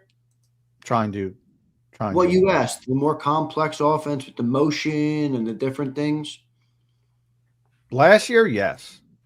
Yes. So didn't that answer our question already? Does my opinion on it even matter? I mean, we have evidence. They abandoned Kellen Moore's fault. They abandoned why they hired Kellen Moore. I agree with you, but I think more people agree with Chris in that they still think that Jalen can do this stuff. Like, to me, and I love Chris Franklin, let me put this on the record. Like, it's insanity to me to say that Jalen Hurts can run the Detroit Lions offense. I mean, that to me is pounding the square peg in a round hole. I mean, that to me is not taking advantage of what Jalen does well. Wait, that's a traditional drop back. He improved it, to his credit. We were talking about evolution before. Like, he had never went under center and threw the ball at all. And they didn't do it a lot this year, but he got better and the footwork got better. But when you talk about that high level, traditional pocket passer, Jared Goff, Kirk Cousins, back foot hits the ground, balls out on time, timing throws, anticipatory throws. That's not his game. That's not even an insult, because those guys can't do a lot of things Jalen Hurts does well. And Jalen Hurts has had more success in this crappy offense than they've had in their offense, at least from a team perspective, not maybe a statistical perspective.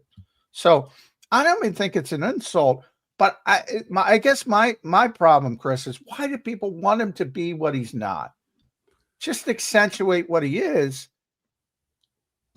but they try to do that and they get criticized for it. But how do they accentuate it?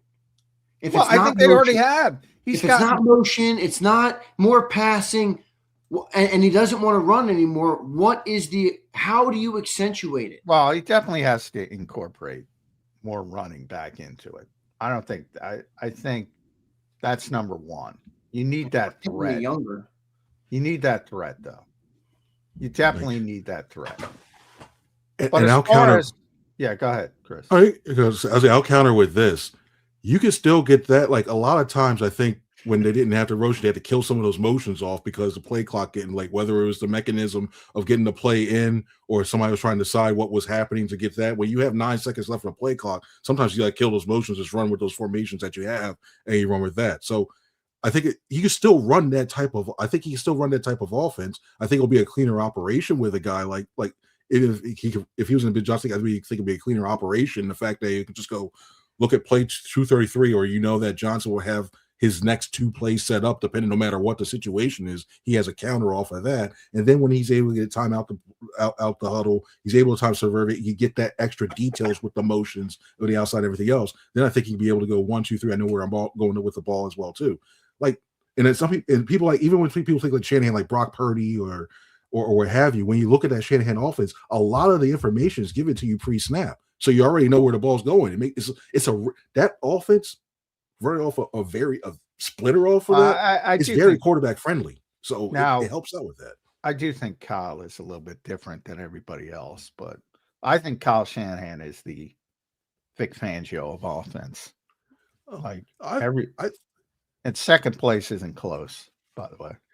Oh, I say the whole entire tree is. If you look at when you look at Kevin O'Connell's version, when you look at Zach Taylor's version, none of them are Kyle. None of them are Kyle in terms of like the setup and like the various co-offense, play design, central, the concepts. What makes Kyle's offense work? He's got a great. Brock Purdy doesn't have amazing physical attributes. He doesn't have the greatest arm. He doesn't have the greatest leg. His processing ability is right up there with the best in the game. He can read pre-snap and post-snap and gets the ball out on time. That's what Kyle needs. Now, I don't think it's a criticism to say Jalen is a talented quarterback, but not in those ways. That is not what his strengths are as a player. They are different than Brock Purdy's strengths. I don't know how to accentuate it when he doesn't want to run. I would say he's coached up to that, because I would say even before then, if you look at Sam Darnold with the I'm seeing ghosts and everything else, and he couldn't trigger when he was with the Jets, he couldn't poor Sam didn't matter what everything is. Well, my guy Sam Darnold taking strays. It's true. You look at a lot of these backup quarterbacks. They went to them, and he basically redeveloped them into that system. That's why I think overall they'll do that. I don't know. I mean, Brock Purdy's a very elite processor. I mean, I don't know how much stock you guys put in that test. I mean, the S2 cognitive test, he got an elite score in that test. Well, all I know is I think Mac Jones is better. Well, Mac Jones might be more talented throwing the ball and things like that. I don't disagree, but my whole point is that the reason those offenses work, though, is because of that style of quarterback. I'm saying Mac Jones with Kyle Shanahan, not Mac Jones anywhere else. Like to Chris's point, like O'Connell got the credit for Sam Darnold. It was Kyle. Kyle had him on the right direction, put him on the right path. And now he's got there's 4 quarterbacks who've won 13 games 2 consecutive years. It's Manning, it's Brady, it's Rodgers, it's Favre, and it's Sam Darnold. Somebody get that 5-headed dragon meme going with all the tough ones, and then put the one weird looking one with Sam Darnold. You got instant traction right there. Instant traction. But that's just a Kyle Shanahan. I firmly believe that. But I think where Nick deserves the most credit is building an offense around the quarterback, a successful offense around the quarterback. But man, people just don't like it. They don't like it. They want to see the high-flying, high-volume passing game. And this is where I think when you're going into this search that feels inevitably is going to happen, this is where I think Jeffrey Lurie hammers down on Howie Roseman and Nick and go, you know what? This is what I see. I want this type of guy. I think he's going to be more involved in this process than beforehand. Yeah, because I just remember I haven't shared a picture. I think I told you about this, John, but I haven't shared a picture. That one in the tunnel after the Rams game where Lurie's walking up with Patulo, and you see them talking. They're having this extended conversation as they walk through. I couldn't hear what it is. I was trying to eavesdrop as best as I could. Like, oh, what's this? What's this? This is good. But you remember that game? They struggled and everything else. And the fact that Lurie went up to him and you see that, and they're smiling and all that stuff, but you see the play call this one, like, and that was early in the season. So, get a guy who basically is going to run that, and then you're going to say, what's Nick going to do now because he's a CEO guy? You need another head coach on that offense. I think you're just at that point now, and then if not, we get to have that uncomfortable conversation that we saw Lurie had with Peterson. So, well, you bring up Jeffrey. I want to, at Steve Franklin News, make sure you follow Chris on the X platform, read his stuff. Got to tell people about Bryce Huff too, as well. But before we get there, sorry, I got to go quickly. Shepty reported that there might be significant changes on the offensive side of the football, the staff as a whole. Now, I'm a firm believer in shelf life, but if you start moving on, not only from Kevin Patulo, but who knows? Aaron Moorhead, Jamal Singleton, Jason Michael, some of these successful coaches, to me, that's got Jeffrey Lurie's fingerprints written all over it. Is that a tenable way to do things? Like, if you have that little confidence, do you just have to? I think it's absurd to fire the head coach, but you might as well fire the head coach if you're going to go that far. Yeah, I think those core guys stay. I still think overall, even when they say mass changes and overall, I think you look at a lot of the assistants, like the quality control guy, Patulo, obviously the quarterback's coach. No offense to those guys who work extremely hard, but yeah, that's like rebranding. That's, hey, let's put a head on the stake for the outside the gate of the Novacare complex for the barbarians at the gate with the torches and the pitchforks. Yeah, to run the ball guys want to be down there. So let's say influence on that one. But no, I think it's more overall that you'll see. I think because the offensive coordinator's going to have a say of the guys he want to brings as well too. So I think you'll see a new, whatever, like coordinator, QB coach, like, and then like all those ancillary ones, passing game coordinator, offensive line coach, that type passing game coordinator, stuff like that. I think that's where you see a lot of those names. A lot of the changes they made this year, like maybe like a Parks Frazier or whatever. I think maybe he goes something like that. And then the new guy brings in some of his guys. Last one in, first one out. Yep. All right, tell the Bryce Huff story real quick. What was it? Keon White? Bryce Huff was basically, when I first talked to him, like I talked to him first, and he was like, well, I wasn't making Philly a priority. Like this is just another game for me and everything else. Yeah, Keon White, the guy who was sitting next to him, his locker mate next to him, was like, man, don't listen to any of the PC stuff. He was saying Philly all week, and it'd be Philly all week. I'll mouth it. Philly. That's what he was saying the whole entire time. So, yeah, like as much as Bryce, he was mad and rightful. Like if I was in his position, I didn't underperform, or basically the way if I didn't dress, even though I think at that time he deserved to be inactive because he wasn't really that great playing. If I was that guy, yeah, I'd feel like he used a chip. It's okay to say you motivated yourself, but yeah, he and I think the funniest part was that he actually played the run game very well. He got those 2 tackles for loss with Saquon, and he did a good job. So yeah, it's kind of funny, but yeah, bleep Philly. That's what Bryce Huff had that attitude going into last week's game. Well, we'll see what ends up happening. Chris, thanks for joining in, man. A lot to talk about this offseason. We will see what they do and how they manage it all. Appreciate you doing it today, brother. Great season of coverage, man. Chris, enjoyed following all your work, brother. And we appreciate you giving us some time here today. Thank you, Chris. No problem. Appreciate you here, guys. Thank you, guys. Goodbye, everybody. Thanks, Chris. Thank you. Appreciate it. Yep, there's Chris Franklin. You can follow him at C Franklin News. Appreciate Chris joining us in here. John, we got a couple minutes left on the show today, brother. Got some super chats we will get to. I guess this is coming to an end. What's on the Eagles' agenda today? Is it over? Are you done? Are you no longer going back to the NovaCare, John? Are you done as soon as it's never over. Football is 20. It shows birds. Yeah, but you get a little break of going to the NovaCare. Oh yeah, I don't have to go to practice every day and stuff. But if they fire the offensive coordinator, who knows? They might say, "Hey, Howie," and it's much more uncertain. But they are going to do like a season-ending. Yeah, stuff like that. Okay, that'll happen later this week, most likely. But that'll sprung last minute on us. Yeah, right. They'll email you at 9 a.m. and say it's 1 o'clock today. Yeah, exactly, something like that. Yeah. So, and obviously they're going to make the move at offensive coordinator at some point this week.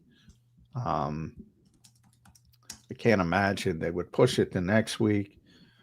But, a lot of it depends on when Jeffrey wants to get this thing done. Sometimes he's so upset he goes yacht shopping. So I haven't heard he's going yacht shopping. So, a lot of it depends on when Jeffrey gets done with these season-ending meetings, and obviously you're going to see the changes that I think people want to see, but I don't know if they're going to be happy with the results, but that's what we'll be talking about all off season. No doubt about it. Going to be interesting, John. We will see how it shakes out. A lot of stuff here. John, how about this?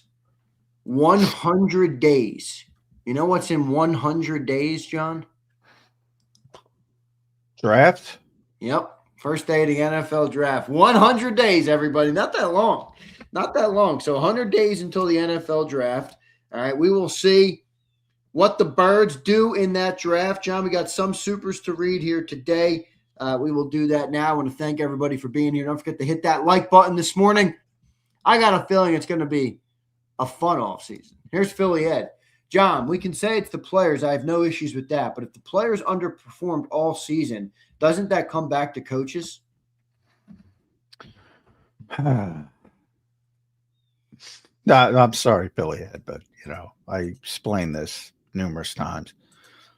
Coaching is about getting the player a little bit farther than where we'd go on his own, making the most out of the talent you have, building around the talent you have. It's meaningful. It's just not as meaningful as you guys make it out to be. That is my thought. That is my consistent opinion. I say it all the time. When they win, I say it's players first. When they lose, it's players first. It doesn't change. Too many fans, when they win, it's players, players, players, players, players. When they lose, it's coaches, coaches, coaches, coaches. Doesn't work that way. Talent. And every single good coach will tell you the same thing. Vic says it all the time if you listen. All the time. He just said it a couple weeks ago. I like great players because they make me look smart. All in all, though, it wasn't the greatest. Wasn't a good coaching performance this year. Do you agree with that? Even factoring in the way coaching. I mean, they had a lot of penalties. Well, I think this is a bottom line business, so they didn't meet their expectations. Yeah, results dictate everything. I mean, that's ultimately what it is. Yeah. But again, and it's impossible to think this way. I get it, but if this wasn't a public-facing industry, you wouldn't have as much change as you do. People make change for change's sake. People make change for public relations in the NFL. It's not as easy as again, if Knicks are, and I'm going to write about this at one point. I don't think people understand Kevin's role in this organization for the past 5 years, for being Nick Sirianni's right-hand man, for being the associate head coach, for being the guy who's going to be the game day head coach when Nick had COVID, if he wasn't able to get cleared in time. Doug Nussmeier told a good story, and Nick can be kind of an asshole at times, and Kevin was the kind of guy to scale him back.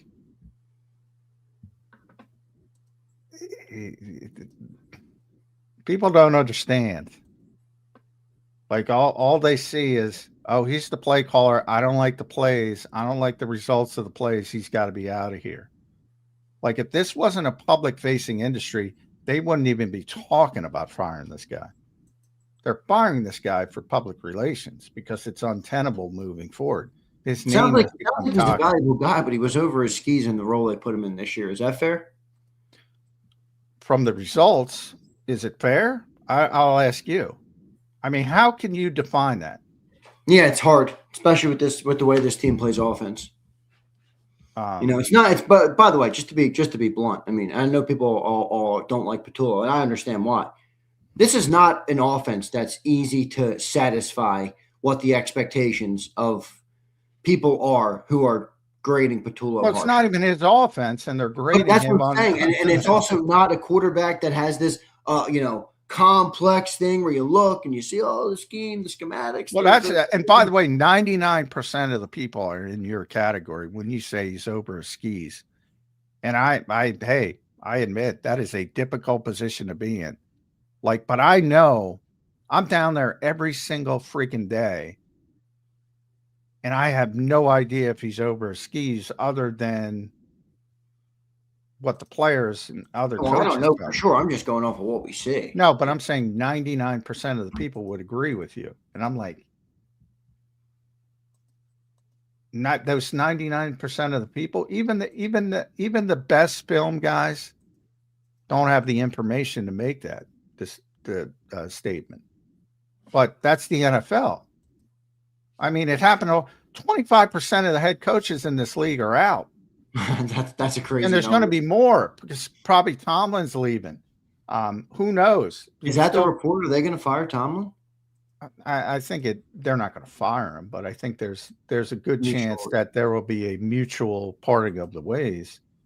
At least I don't know if it's a good chance, but there's a legitimate chance. Hope he doesn't come in. And Matt LaFleur, I mean, there was a report yesterday that said they're going to try to work out an extension, but what if they don't? He could be out. That's what Rodgers was talking about. It's crazy. And then there's the shelf life. You would like that Rodgers bite. And then there's the shelf life aspect, which I think is real. And when you're in a position like John Harbaugh for as long as you've been in, sometimes people stop listening. I think that's real.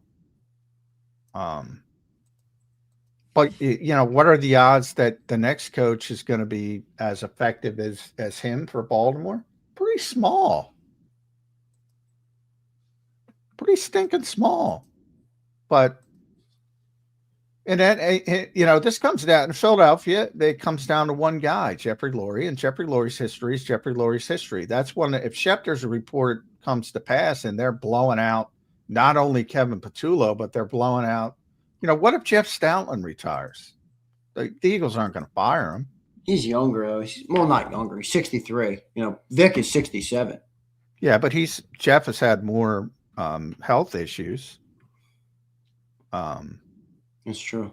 I don't know about obviously the personal element. You're right. Well, they're not robots that show up to work. I get that, obviously. What I'm trying to say is, if Jeffrey truly wants all this change on the offensive side, now Chris went down to the quality control level, the assistant. Maybe he's right, but what if it is Moorhead? What if it is Singleton? What if it is Michael? What if it is Stoutland? Sounds like Jeffrey Lurie's looking at, we don't know, but that seems like changing a whole lot of things that without ever addressing what the root is. I mean, exactly. They don't.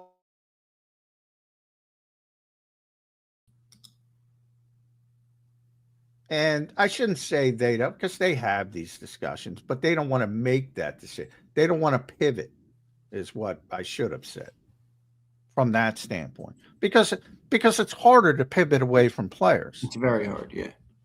Especially a player that's making what he's making. And the reality is, and this is about more than the quarterback. The quarterback is still in the prime of his career. There's a lot of players. The quarterback has a certain style. So they're not going to play this style that I think people dream of them playing. No, they're not. That's why the Mike McDaniel stuff, that's why I was trying to get at it, Chris. And so many people want that style of offense. That ain't working. Yeah, but I don't think people only want that because it's prettier. I really don't. I think it gives you a bigger margin where look, things are going to change in the NFL every year. Your defense isn't going to be the greatest every year. Your offensive line is going to go up and down. It's going to have good years and bad years. You're going to have better years in running than other years. You're going to have better years in passing than other years. If you have that steady force that can run all of those things, it allows for more fluctuation in those other areas and still achieving great success. With the Eagles setup right now, feels like everything's got to be perfect or else they're one and done. Am I wrong? Well, I think at this stage, my problem is I think you got a bunch of declining players on offense for different reasons. And Jalen Hurts isn't one of them, by the way. But you got a bunch of declining players. Why do you say Jalen's not one of them? Because I still think he's in the prime of his career. I think he's healthy. I do think you have to convince him, hey, part of your superpower is the running part of it. So that's got to be put back in the equation. But I think he's capable of it. I think a lot of the other guys are just deteriorating, some because of injuries, some because of age. But you have a lot of highly paid guys that I don't think are bouncing back in this stage of their career to what they were previously that got them the money. And I think when you get the money, that also conflates the conversation, because the assumption is, well, he got the money, he's always going to be as good as he was. And that just doesn't work in this league, which I say all the time, moves very quickly. Very quickly. And it's a young man's game, except for quarterback, where you can play to your 45 because they protect you. Well, that's what Jalen's trying to do by not running, I think. Extend his shelf life. Yeah, well, it's understandable from a monetary aspect. But from a football it's very aspect, clear watching him. He doesn't want to take hits. But from a football aspect, he needs to add that back into his game to be the player that he was. All right, a couple more chats. We'll get you out of here, John. Corporate Pump says Reed his ass. Very pumper super chat there. I thought Reed had a better second half of the year than first half of the year. It was a little better, but he didn't have a good year. But Vic loves him. The underrated, getting people lined up and being the quarterback of the secondary, and that's big in Vic's defense. That's big. But I don't think the Eagles want to pay him $12-15 million either. No. 7.5. Take it or leave it. He's gonna get more than that, I think. You should, but what does one of those websites say his value is? Not that they're always right, but I'd be curious to see. Here's one more super chat. Vulnerable Vitality. Thank you, brother. Appreciate the super chat. Here's to hoping we elevate from Temu and maintenance offseason to a prime and upgrade-esque period. Go Birds. I don't know if they will, brother. Well, they're kind of locked in offensively. Yeah, it's not the easiest offense to make changes on with the contracts. Yeah. Unfortunately. Defensively, I mean, they're locked in as well, but they're all young and ascending. So it's not that big of a deal. They're locked in offensively and descending for the most part. Spotrac's market value, and not that, again, I don't know if it's right or not, probably not, but right now for Reed Blankenship is $7.2 million average annual salary. Yeah, that's doable. I think that's low, but we'll see. Brad Spielberg used to be awesome at that, but now he's not allowed to come on. He's awesome. An NFL team now?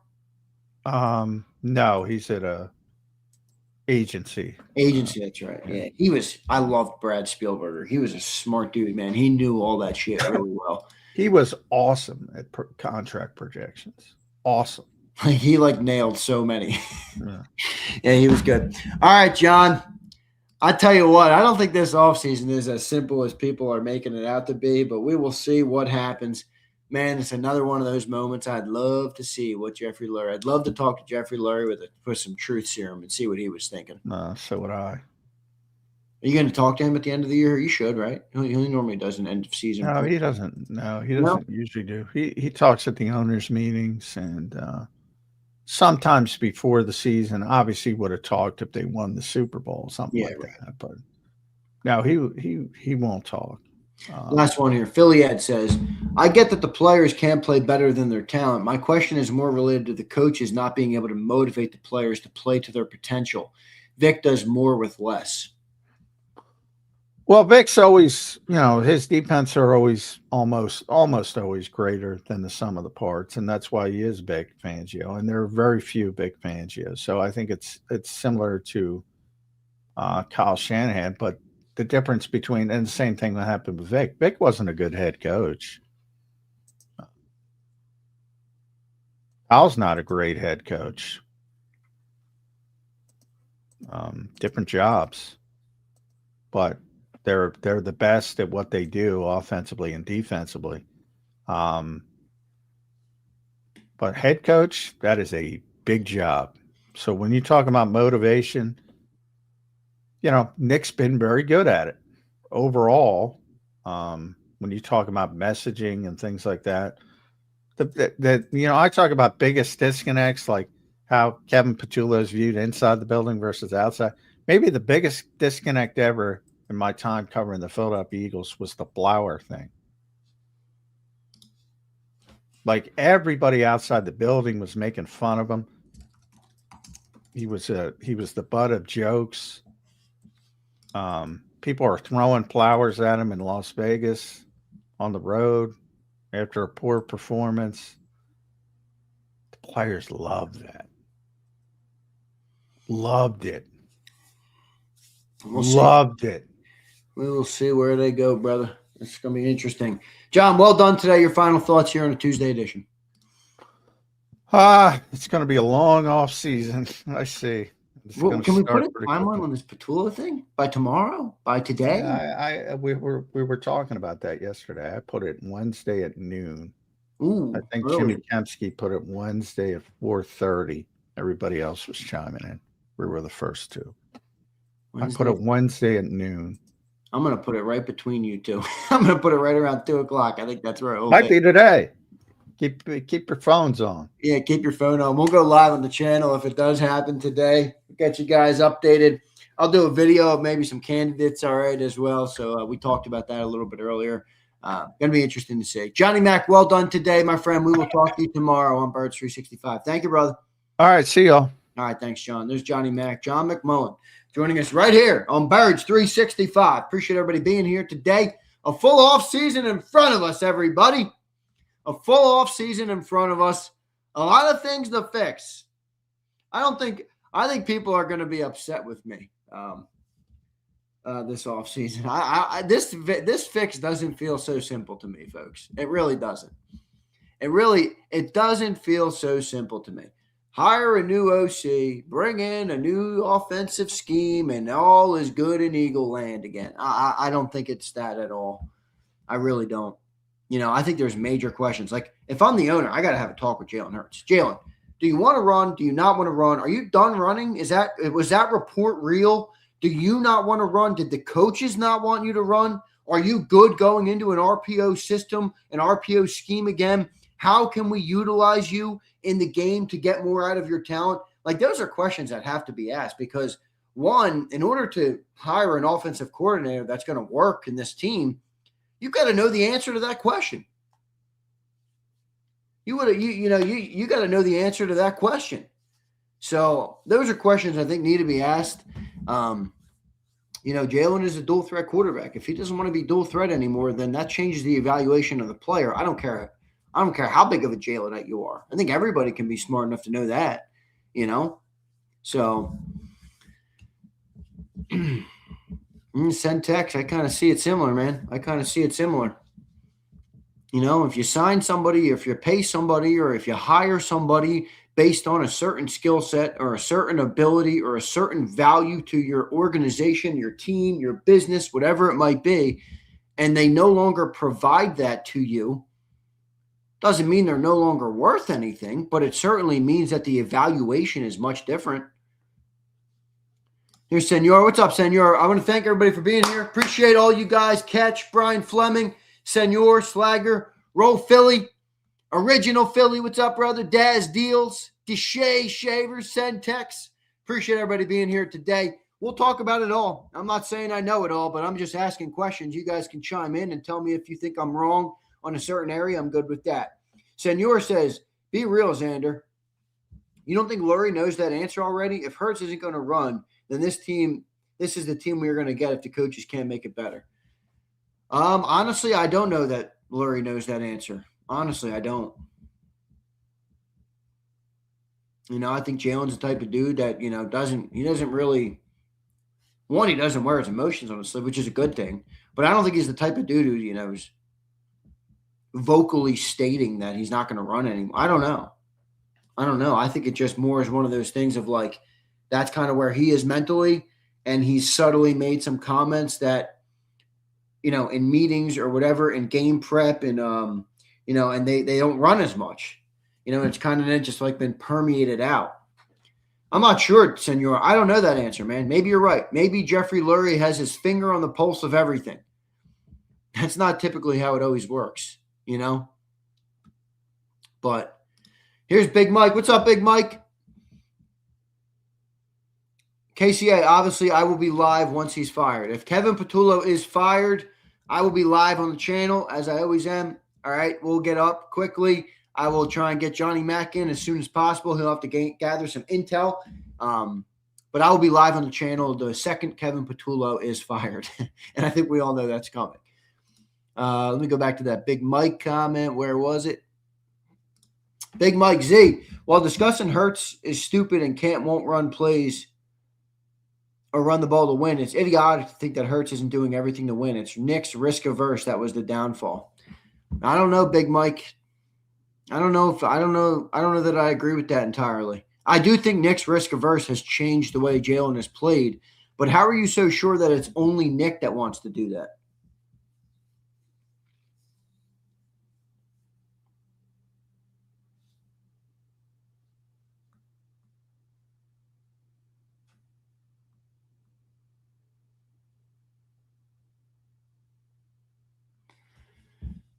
Here's my boy Bob Brown. What's up, Bob? Zander, changing OCs for the sake of change is dumb. Changing OCs again to make Nick's system work and propping him up is worse.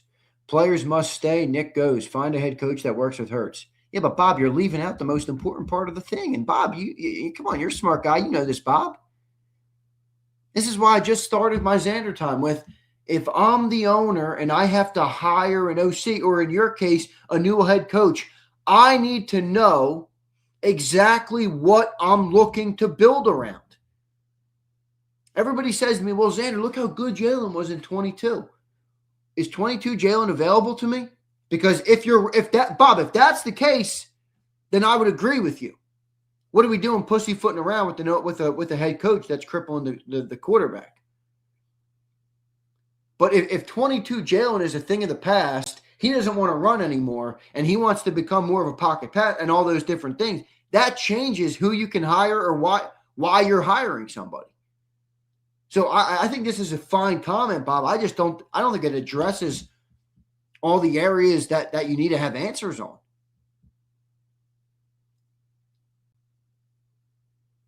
Like in your example, Bob, all right, find a head coach that works with Hurts. Let's just use Kingsbury because he's a dual threat guy, or Monken, or any of these guys. All right, good. Hire Kingsbury. Well, what if Jalen doesn't want to run anymore? Then what advantage does Kingsbury give you? And they already tried to bring in a coordinator that would have helped him in all the other areas outside of running, in Kellen Moore. Right? Isn't that what Kellen Moore was hired for? We're going to get this passing game better. That's what we're going to do. We're going to improve. We're going to help develop Jalen into a passer, into a pro-style passer. They abandoned the scheme in 4 weeks. Maybe that was unfair. Maybe they abandoned it too quick. But that's what happened.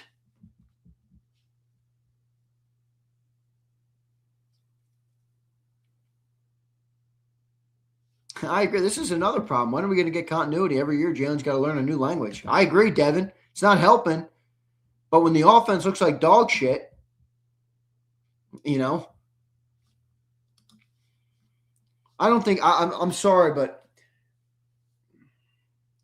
big picture, I don't think people are thinking about the quarterback enough. And I'm not saying that like you got to change the quarterback. I'm saying that you're trying to fix the offense, right? All of us. All the people who want Patulo fired and hire new. That's what you're trying to do, right? You're trying to get the offense better.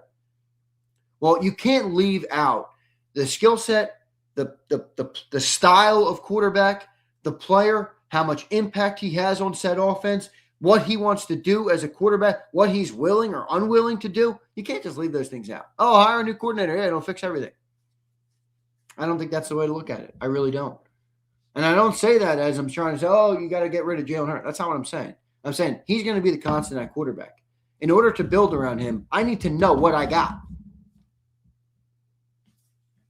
I need to know what I got or what I'm building around. If I don't know, or if it's if it's a different version of the player that we originally had, that changes the evaluation. I don't know. I mean, I've been saying, I don't think this is so simple. I really don't. But we'll find out.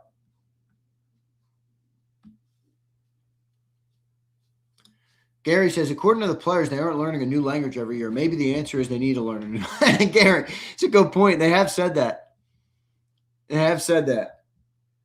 Here's Pump. Thanks for the super chat. I mean, Zander, they tried to change it up this year too, but Jalen decided to turn over the ball 6 times. Dude, they tried, man. Jalen effed up. I don't know, Pump. Here's Pump again. Zander, you think MJ blocked Jalen's number? No, I don't. I know how cerebral he is, and Michael don't mess with losers. I don't think he blocked Jalen's number. No, thank you very much. Here's Boulevard. What's up, Boulevard? Hope you're doing well, brother. Good to see you in here. How's the shop going, Boulevard? Everything good at the what was it? Is it the West not the West End Garage? That's not the name of it, is it? Damn, I should have known this, Boulevard. My bad, bro. Is it the West End Garage?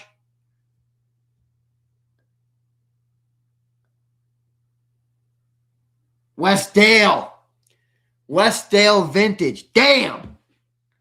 You know where I got West End Garage, Boulevard? In Cape May, where I love to go. It's like my favorite place on earth. There's a little cafe, not the greatest in the world, but it is there, and it's called the West End Garage. That's where I got that name. Westdale Vintage. Hope the shop's going good, brother.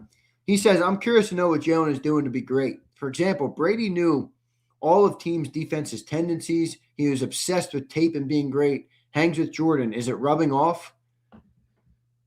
I don't know. I can't speculate on that. I don't know what Jalen does. He's always he's always, this is what one of my favorite things about Jalen.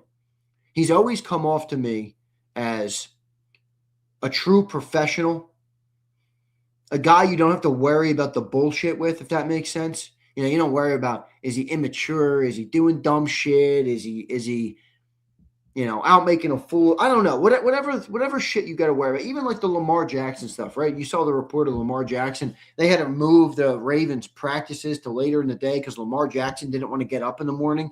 You're making $55 million and you don't want to get up in the morning? You're a grown fucking man. Get the fuck up out of bed. What are you doing? Get the fuck up out of bed. I mean, really? Is this what the world is coming to? Grown-ass men? Get up! Get up! I don't worry about that shit with Jalen, though. So I think that's what, so I don't know what he's working on. I don't know. It's hard to tell, Boulevard. Here's Brandon. Boss. Hey, Brandon, you've been our best salesman for the last few years, but you haven't been completing any deals recently. Brandon, yeah, boss, I just don't feel like selling as much anymore. Brandon, that's kind of what it sounds like.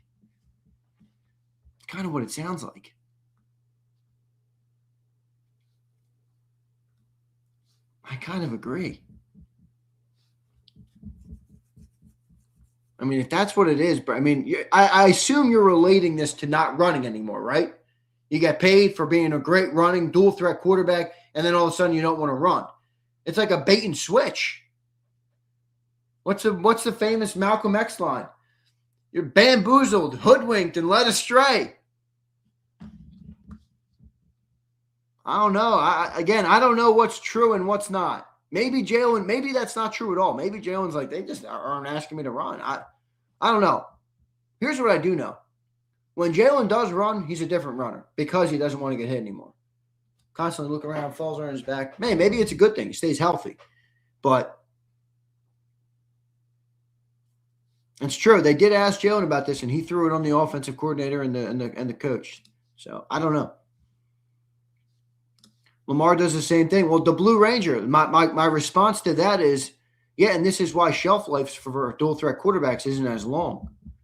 This is why even Donovan McNabb said, hey, I don't want to run anymore. I want to throw the ball. Shelf lives are longer. You make money longer. You stay around longer. So it's a more valuable skill set. Just a fact. In a small sense, in a certain period of time, Dual threat can be a more impactful skill set. But in the long window, and we're getting into that long window, by the way, we're going into year 6 of Hurts starting.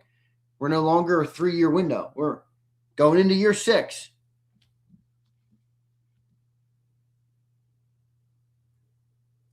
So I don't know. Original Philly says, I do hate the way he scrambles now. He doesn't seem sure. I think that's a great way to put it. He doesn't seem sure. And he seems a little timid. Which I get. I mean, you don't want to get bopped. You're not going to just bulldoze fucking people. So. Jeff Gress says, Zander, take your own advice. Be on time today. Wake up earlier. Jeff, shut the fuck up. And by the way, it has nothing to do with what time I get up. It has nothing to do with what time I get up. Jeff, people like you, I got to keep you waiting a little bit. Z, I predicted we would get bounced in the wild card. Yes, you did, Kimberly. Here's Roll Philly. Roll, what's up, brother? Appreciate you for being here. Z, do you think we can get someone who can design a better offense around Jalen? I understand your stance because it's designed for Jalen, but could we design a better one? Yes, we could. But Roll, don't you think we got to answer the question I asked? Like, I agree. Roll, I do think, yes, I do think given Hurts' skill set, somebody can design a better offense than the risk-averse bullshit that we've done now. I do. Yes. But Roll, don't we need to know what Jalen wants to do or is willing to do or is going to do? I mean, the fact of the matter is, Brandon brought up a good point. You can say to him, I don't give a fuck what you want to do, Jalen. This is what you're going to do. He's the one carrying, he's the one holding the ball every play. Nobody else. So at the end of the day, he's got more say than most. If somebody doesn't do their work, Brandon, to your analogy, at work, boss will just fire you. Hire somebody else and move on. Not so simple like that in football. And Jalen's the guy who's touching the ball every play. So we got to know where are we? What's true and what's not true?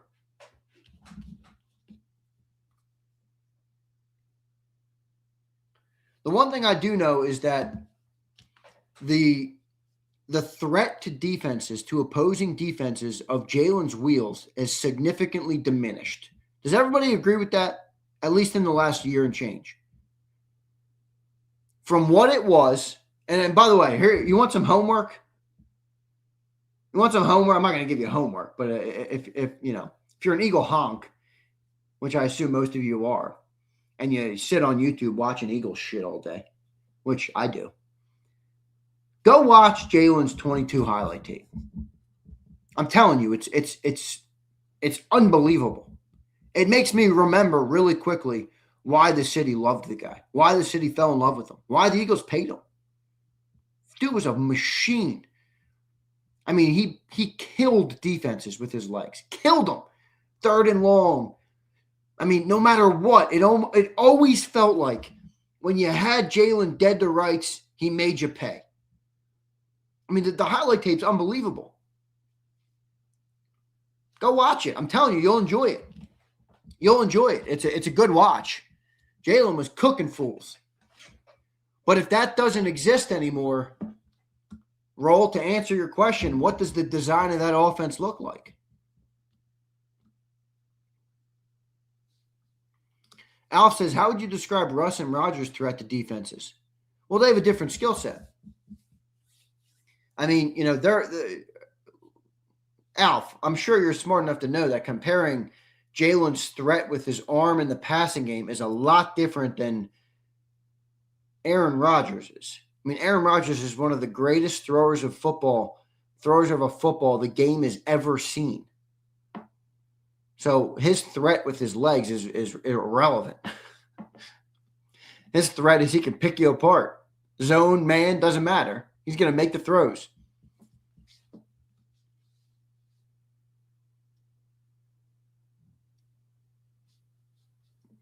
Way different skill sets. He would kill defenders and then throw it to AJ for 120. Yeah, Preston, it's a different. That's what I mean. It's different now. We can't live in the world of Jalen was an MVP in 22, so let's get back to that. Like, we got to be honest. John's been asking me, have people regressed on offense? It's hard for me to leave Jalen out of that discussion. He's not the same player we watched. He's not the same player anymore. And I don't know if it's all him, if it's the coach, if it's the owner who pays him $50 million and then doesn't want him to get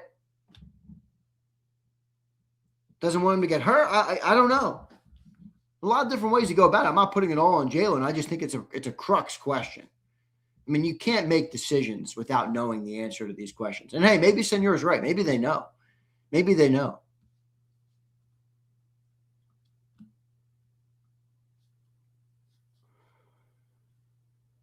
So I'm not exactly sure, folks. If I was, maybe I'd be hired in an NFL front office. Not that I would want to do that. I don't.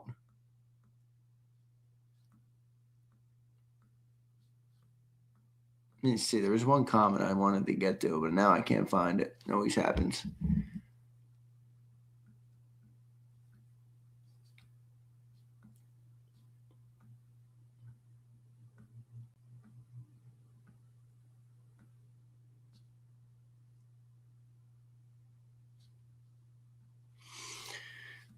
I don't know. Let's get to some super chat. I can't find the comment I wanted to read. Here is Brandon Snyder. Brandon, thanks for the super chats today, brother. Appreciate it. Z, I know we have 3+ months to discuss and dissect the draft, but what are your initial prediction of draft needs by position and order of importance? Tough question. I started to dive into the draft last night. I've been looking at, the board. There are some players I like in this draft. I think overall it's not – there's nobody that sticks out as there's a couple slam dunks. There's definitely a couple slam dunks, but for needs for the Eagles, I would say offensive line because there's just so much uncertainty there right now. I think edge rusher makes sense if you're not going to bring back Jalen Phillips. If you bring back Jalen Phillips, I think that rules that out pretty quickly. I think secondary players you're probably looking, and I think wide receiver. I mean, you're going to trade A.J. Brown, you're going to have to get a wide receiver in here. So O-line, secondary, edge if they're not going to bring back Phillips. Wide receiver makes a lot of sense to me. Maybe even a running back, in the later rounds, maybe 4th or 5th round. Saquon's probably next year, I would say maybe it will be his last year, or maybe 2 more years left with Saquon, but Will Shipley's contract will expire. How long Tank Bigsby here? Maybe they want another second back to come in here. That could be a later round pick. Who else? Tight end. I mean, what the fuck? We don't have a tight end. Nobody's under contract right now. All the tight ends are free agents.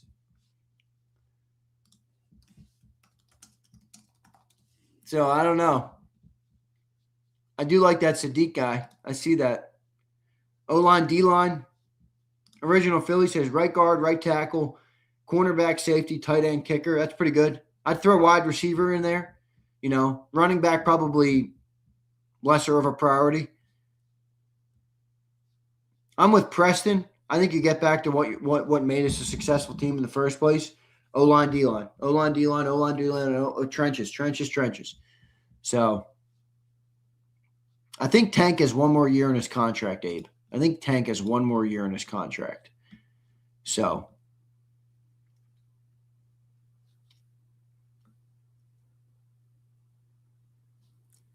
Zander, Jeffrey doesn't allow this shit to slide. I believe he'll make significant changes. I think there's one factor you're leaving out, but I won't even get into that. Senor, thanks for becoming a member, brother. Appreciate it. Here's Celso. What's up, Celso? The come to Jesus moment is when the Jalenites realize nothing will change until the quarterback changes. It's his offense. In some areas, you're right, Celso. Here's Pumper. What's this rumor about them keeping Patulo on staff but hiring a new OC? I saw that. That would be the dumbest fucking move. That would be the dumbest move. You're gonna relegate him back to the quality or the offensive assistant or whatever it was, assistant head coach or whatever the hell he was.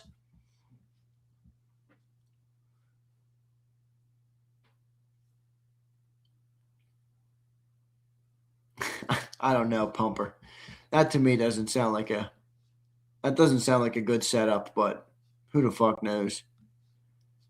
Senor, thanks for joining, bro. Appreciate you, brother. Chris Scott says, if this offense doesn't improve in 26 with a new OC, then we have to trade Jalen in 27. There's no other option. Yeah, I would agree. I would agree. 27 is a couple years out. I think that's fair. Yeah. I mean, if this offense looks similar or looks the same or you have the same problems again for another year, then yeah. I mean, I'm not going to go down the road of, okay, here we go. Put the skewer the OC again.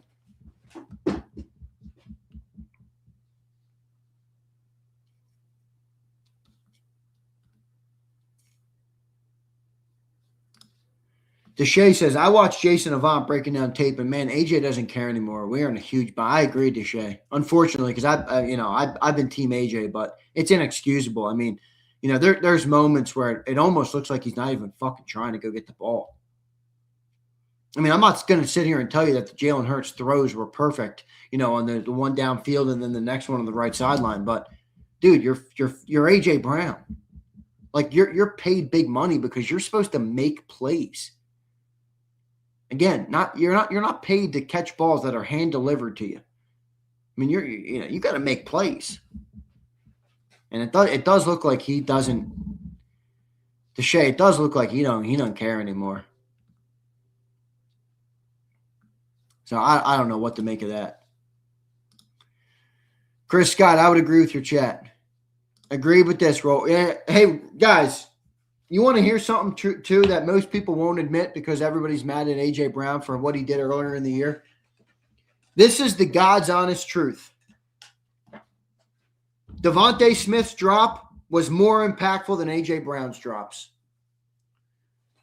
The very play before the brutal fourth down play, the fourth down play was so brutal, it took the pressure off this. The very play before, on 3rd and 11, after Hurts took the sack, the very play before, Jalen threw a ball to Devontae Smith over the middle of the field at around the 7-yard line. Devontae was standing, and he didn't catch the football. It bounced off both of his hands. Smitty made a good effort. He didn't catch it. That would have been a first down and goal. First and goal. Drops the ball. It becomes 4th and 11. The rest is history. That drop was brutal in terms of impact on the game. I'm not saying I don't trust him. I trust him too. I'm just saying, when you're talking about impactfulness and impact on a game, that would have been 1st and goal from the 7-yard line. With multiple timeouts and plenty of time to go. A minute to go. From the 7. He drops it, keeps you in 4th and long. I agree. He doesn't get the flack because he didn't start all the shit. I understand. Everybody's mad at AJ this year. I understand. But that was a fucking big drop, dude. I mean, and I'm a Smitty. I love Smitty. I mean, hell, I was in the bar. I was in the bar in Alabama when Smitty caught the game-winning pass to win. I've been cheering on Smitty for a long time. But that was a tough drop. And for some reason, I don't see anybody talking about it. I mean, everybody puts the screenshot all over social. It's become a meme. Is the ball going through AJ's hands? People forget the very next play. Jalen made a great play. Threw the ball to Dallas Goedert, converted on 4th down. The very next play. So while you want AJ to catch the ball, they converted what they were trying to convert of the play prior. Devontae's, though, that would have been the first down. The 4 verticals against quarters coverage on 4th down was big. RMP says, Zander, you're micromanaging the game. Reality is this team is what they are. They beat San Francisco and they get smacked in Chicago. I agree. RMP, I agree. Good point. Good point. Just kind of looking back on it, but I agree.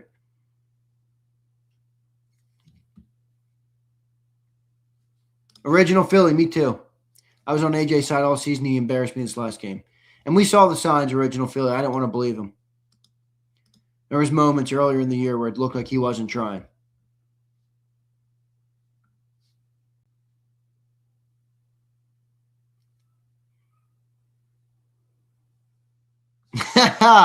Look at this. I love Joey B. This guy's a fucking legend. Joey B, how's it out in Colorado? I want to get out to Colorado. Forget Orange Beach. Orange Beach, Alabama. I don't miss that place. I got zero interest. He says, top 5 things Zander will do now the Eagles season being over. 1, clean the Corvette. Check. 2, head to Orange Beach, Alabama. Cross it off the list. Doesn't have a shot in hell of happening, Joey B. Cross it off the list. 3, do laundry. Cross it off the list. Cross it off the list. No laundry for me. 4, shop for new hats. Probably. I always buy hats if I find ones I like. 5, join a beer league hockey team. Joey, when I lived in Houston, Texas, I kid you not, one of the highlights of my adult life so far has been playing beer league hockey. I need to get back in the league. I need to get back in the league up here. I haven't looked at one, but I need to get back in the league. Got to. I have to. Joey B, good list. A couple of them are bullshit, but 3 of them are hits. Appreciate you, Joey B. Z, you already said those. Smitty has a resume, Mulligan. Yeah, he does. Which I don't, whatever. But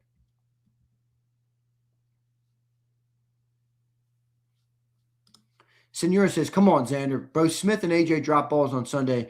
Yeah, you're right. I mean, Senor, you're right. I'm not trying to bail AJ out. I'm just saying, in terms of impact on the game, I really thought that that Smith drop was so big in that moment. But I agree with you. I mean, I get it. AJ was bitching, calls for the ball in big moments. The ball comes to him in big moments, and he fucking drops the ball. I agree.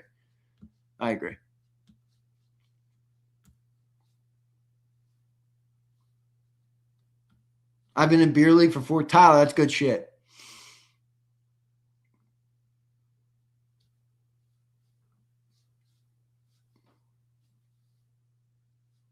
Here's Aldemar.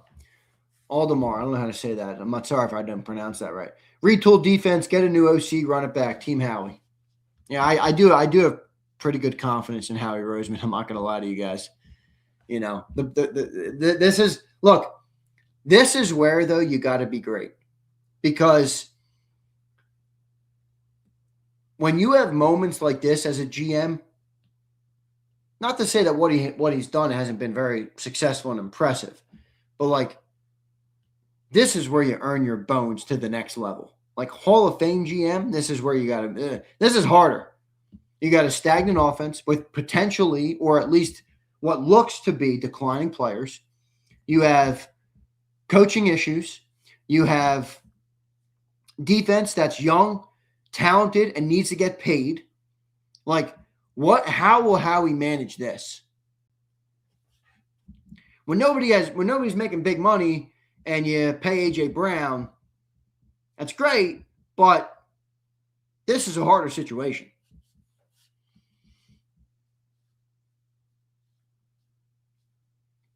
We will see what happens. Here's Pumper. Z, cook the blank and shits. Can't this dude has his own casual fan base? He was statistically one of the worst safeties in football, and it showed Sunday. Yeah, I'm good on Reed leaving. I don't really give a shit about Reed. I'm not going to sit up here and vouch for Reed. I mean, he's a replaceable guy. I don't know why J-Mac is so moist. Deshae, did you really have to word it like that? Moist, really, brother? But I kind of agree with you, Deshae. I don't know. 25 million is rich. 20 million, though, Deshae, I'm good at 20 million, 22 million. I'll pay him that.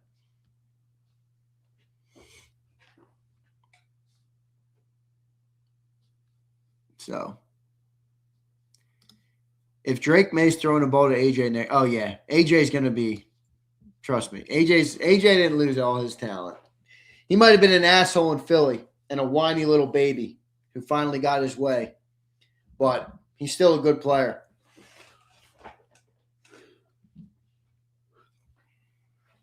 All right, here, let me do one exercise before I get out of Dodge. All right. What are all of the off-season questions right now? What are all of the things that need to be addressed? And I don't mean exclusively to the offensive coordinator. I mean, it can be anything. It can be anything you're thinking about. Draft.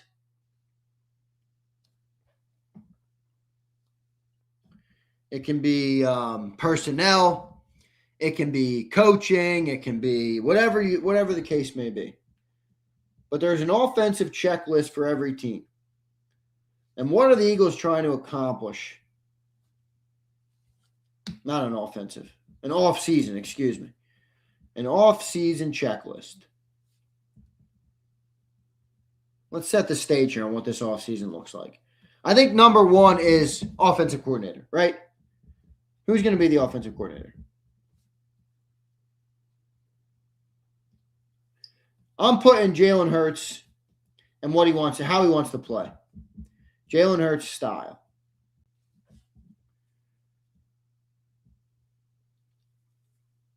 Roll Philly, good one.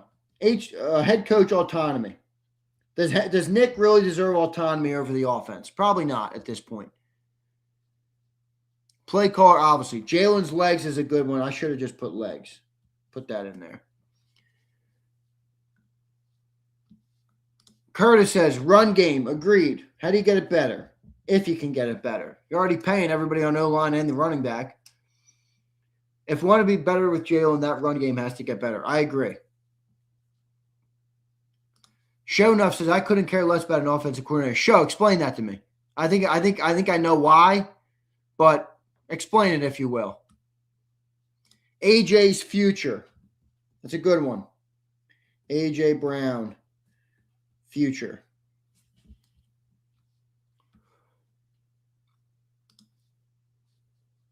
O-line. Safeties is good. I thought Makuba was fine his rookie year. I think people were a little harsh on Makuba. I thought he was fine his rookie year. Tight ends.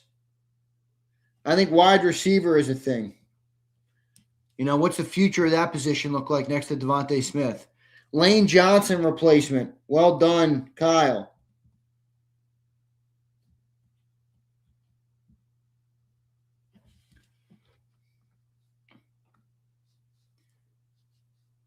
Tight end, obviously. Oh, good one, B. Preston. Jake Elliott. Jake Elliott's a problem. The list is long as fuck. Yes, it is. Yes, it is. Yes, it is. Forrest Gump leg. That's pretty funny. Defensive extensions. Good one, roll.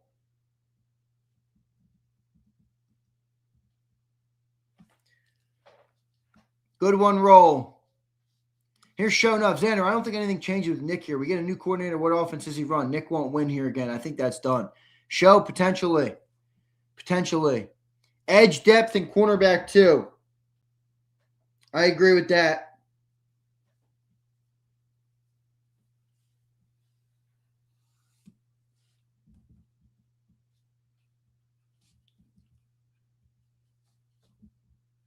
Edge depth. CB2. Hurts not running. That's top of my list.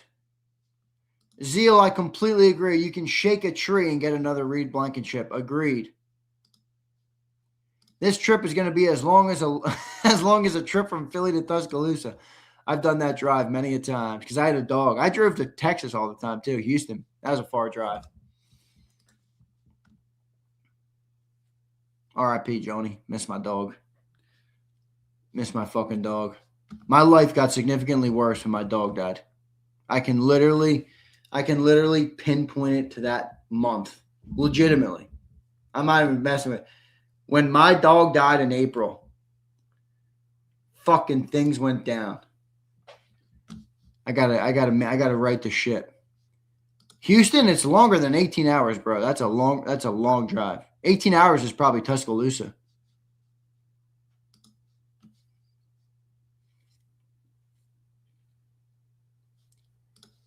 Brian Fleming, I love you, but fuck you right now.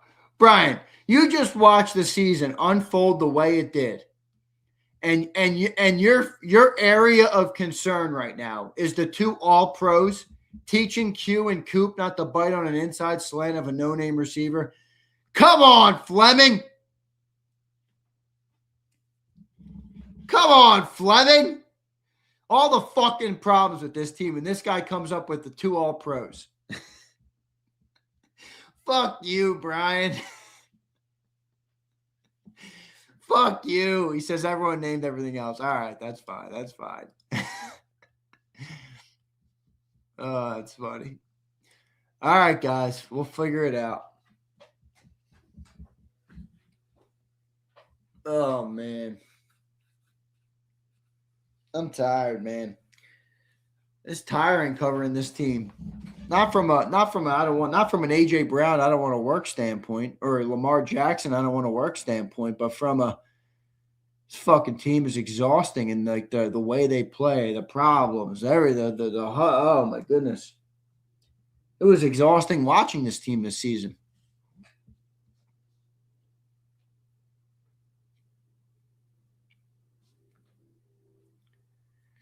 Deshay says, I got a 9-year-old American bully. She's slowly declining. Deshay, let me give you some advice.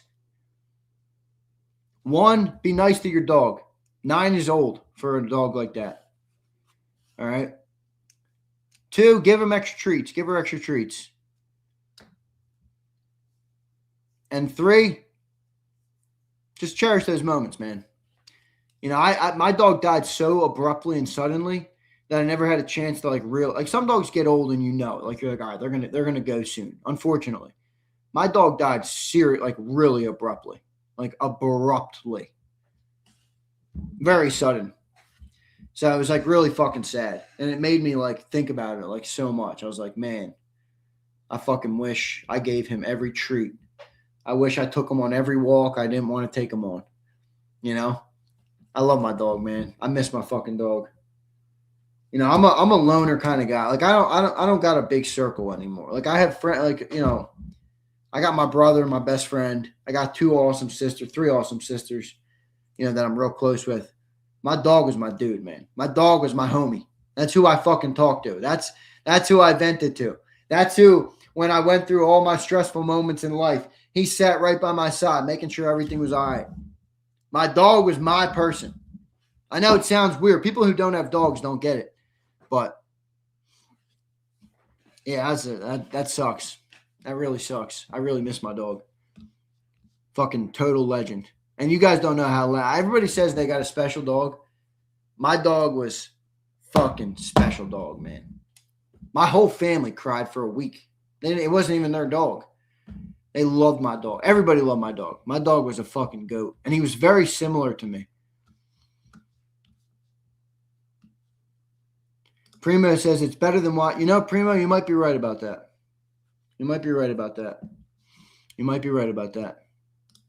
Definitely a loner, but I ain't lonely.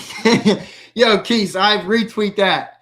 Loner, but not lonely. I don't need fucking anybody around me. My alone time is my favorite time. No doubt. No doubt, Keith. Yeah, it's sad if you got dog, man. If you got dog. I'm not going to lie. You know, and I had a dog, and I knew I loved my dog when I had him. But I never had lost a dog. And I used to say to people, not say, but wonder, like, because sometimes people will lose a dog, and you're like, all right, like, the dog died. It is what it is. You got to move on, right? And that is true. It's still true. But holy shit, I was not ready for how much that would throw me off my game. I mean, I don't miss work for sick days. I haven't taken I wasn't allowed to take sick days at school when I was a kid. We woke up in the morning, Mom, I don't feel good. Shut the fuck up, go to school. That was my mom. Shut up and go to school. I don't give a shit what you feel like. It's the morning. You'll feel better. Go to school. So I've always been that approach to everything. You know, nothing requires me to take off or anything. The hardest shows I've done in the last year was the day after my dog died. All I wanted to do was get off the air. Tough, but it is what it is, man. You know. All right, guys, I love all you guys. We got a long list of shit here, man. We got a long list of shit right here. Ready? Offensive coordinator. Jalen Hurts' style and use of his legs. Head coaching autonomy. Running game. A.J. Brown's future. O-line problems. Safety depth and safety personnel. Tight ends. Wide receiver. Life after A.J. Brown. Lane Johnson's replacement. Jake Elliott, defensive extensions, edge depth, cornerback 2. Did I leave anything off? Did I leave anything off?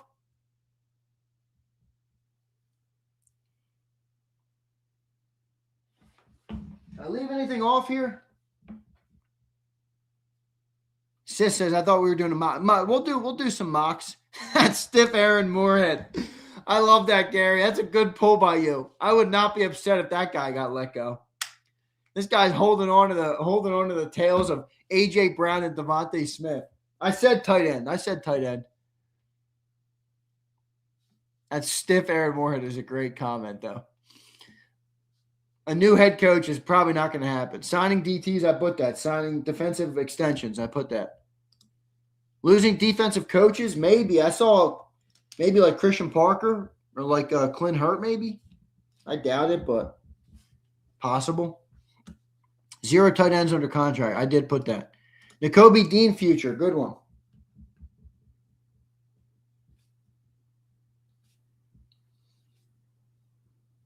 I think just free agents as a whole. Free agents as a whole. But all right, guys. Going to be interesting to see what happens, man.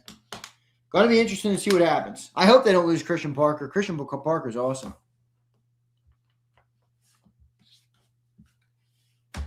So, all right, guys. Appreciate all you guys. Hit the like button on the way out.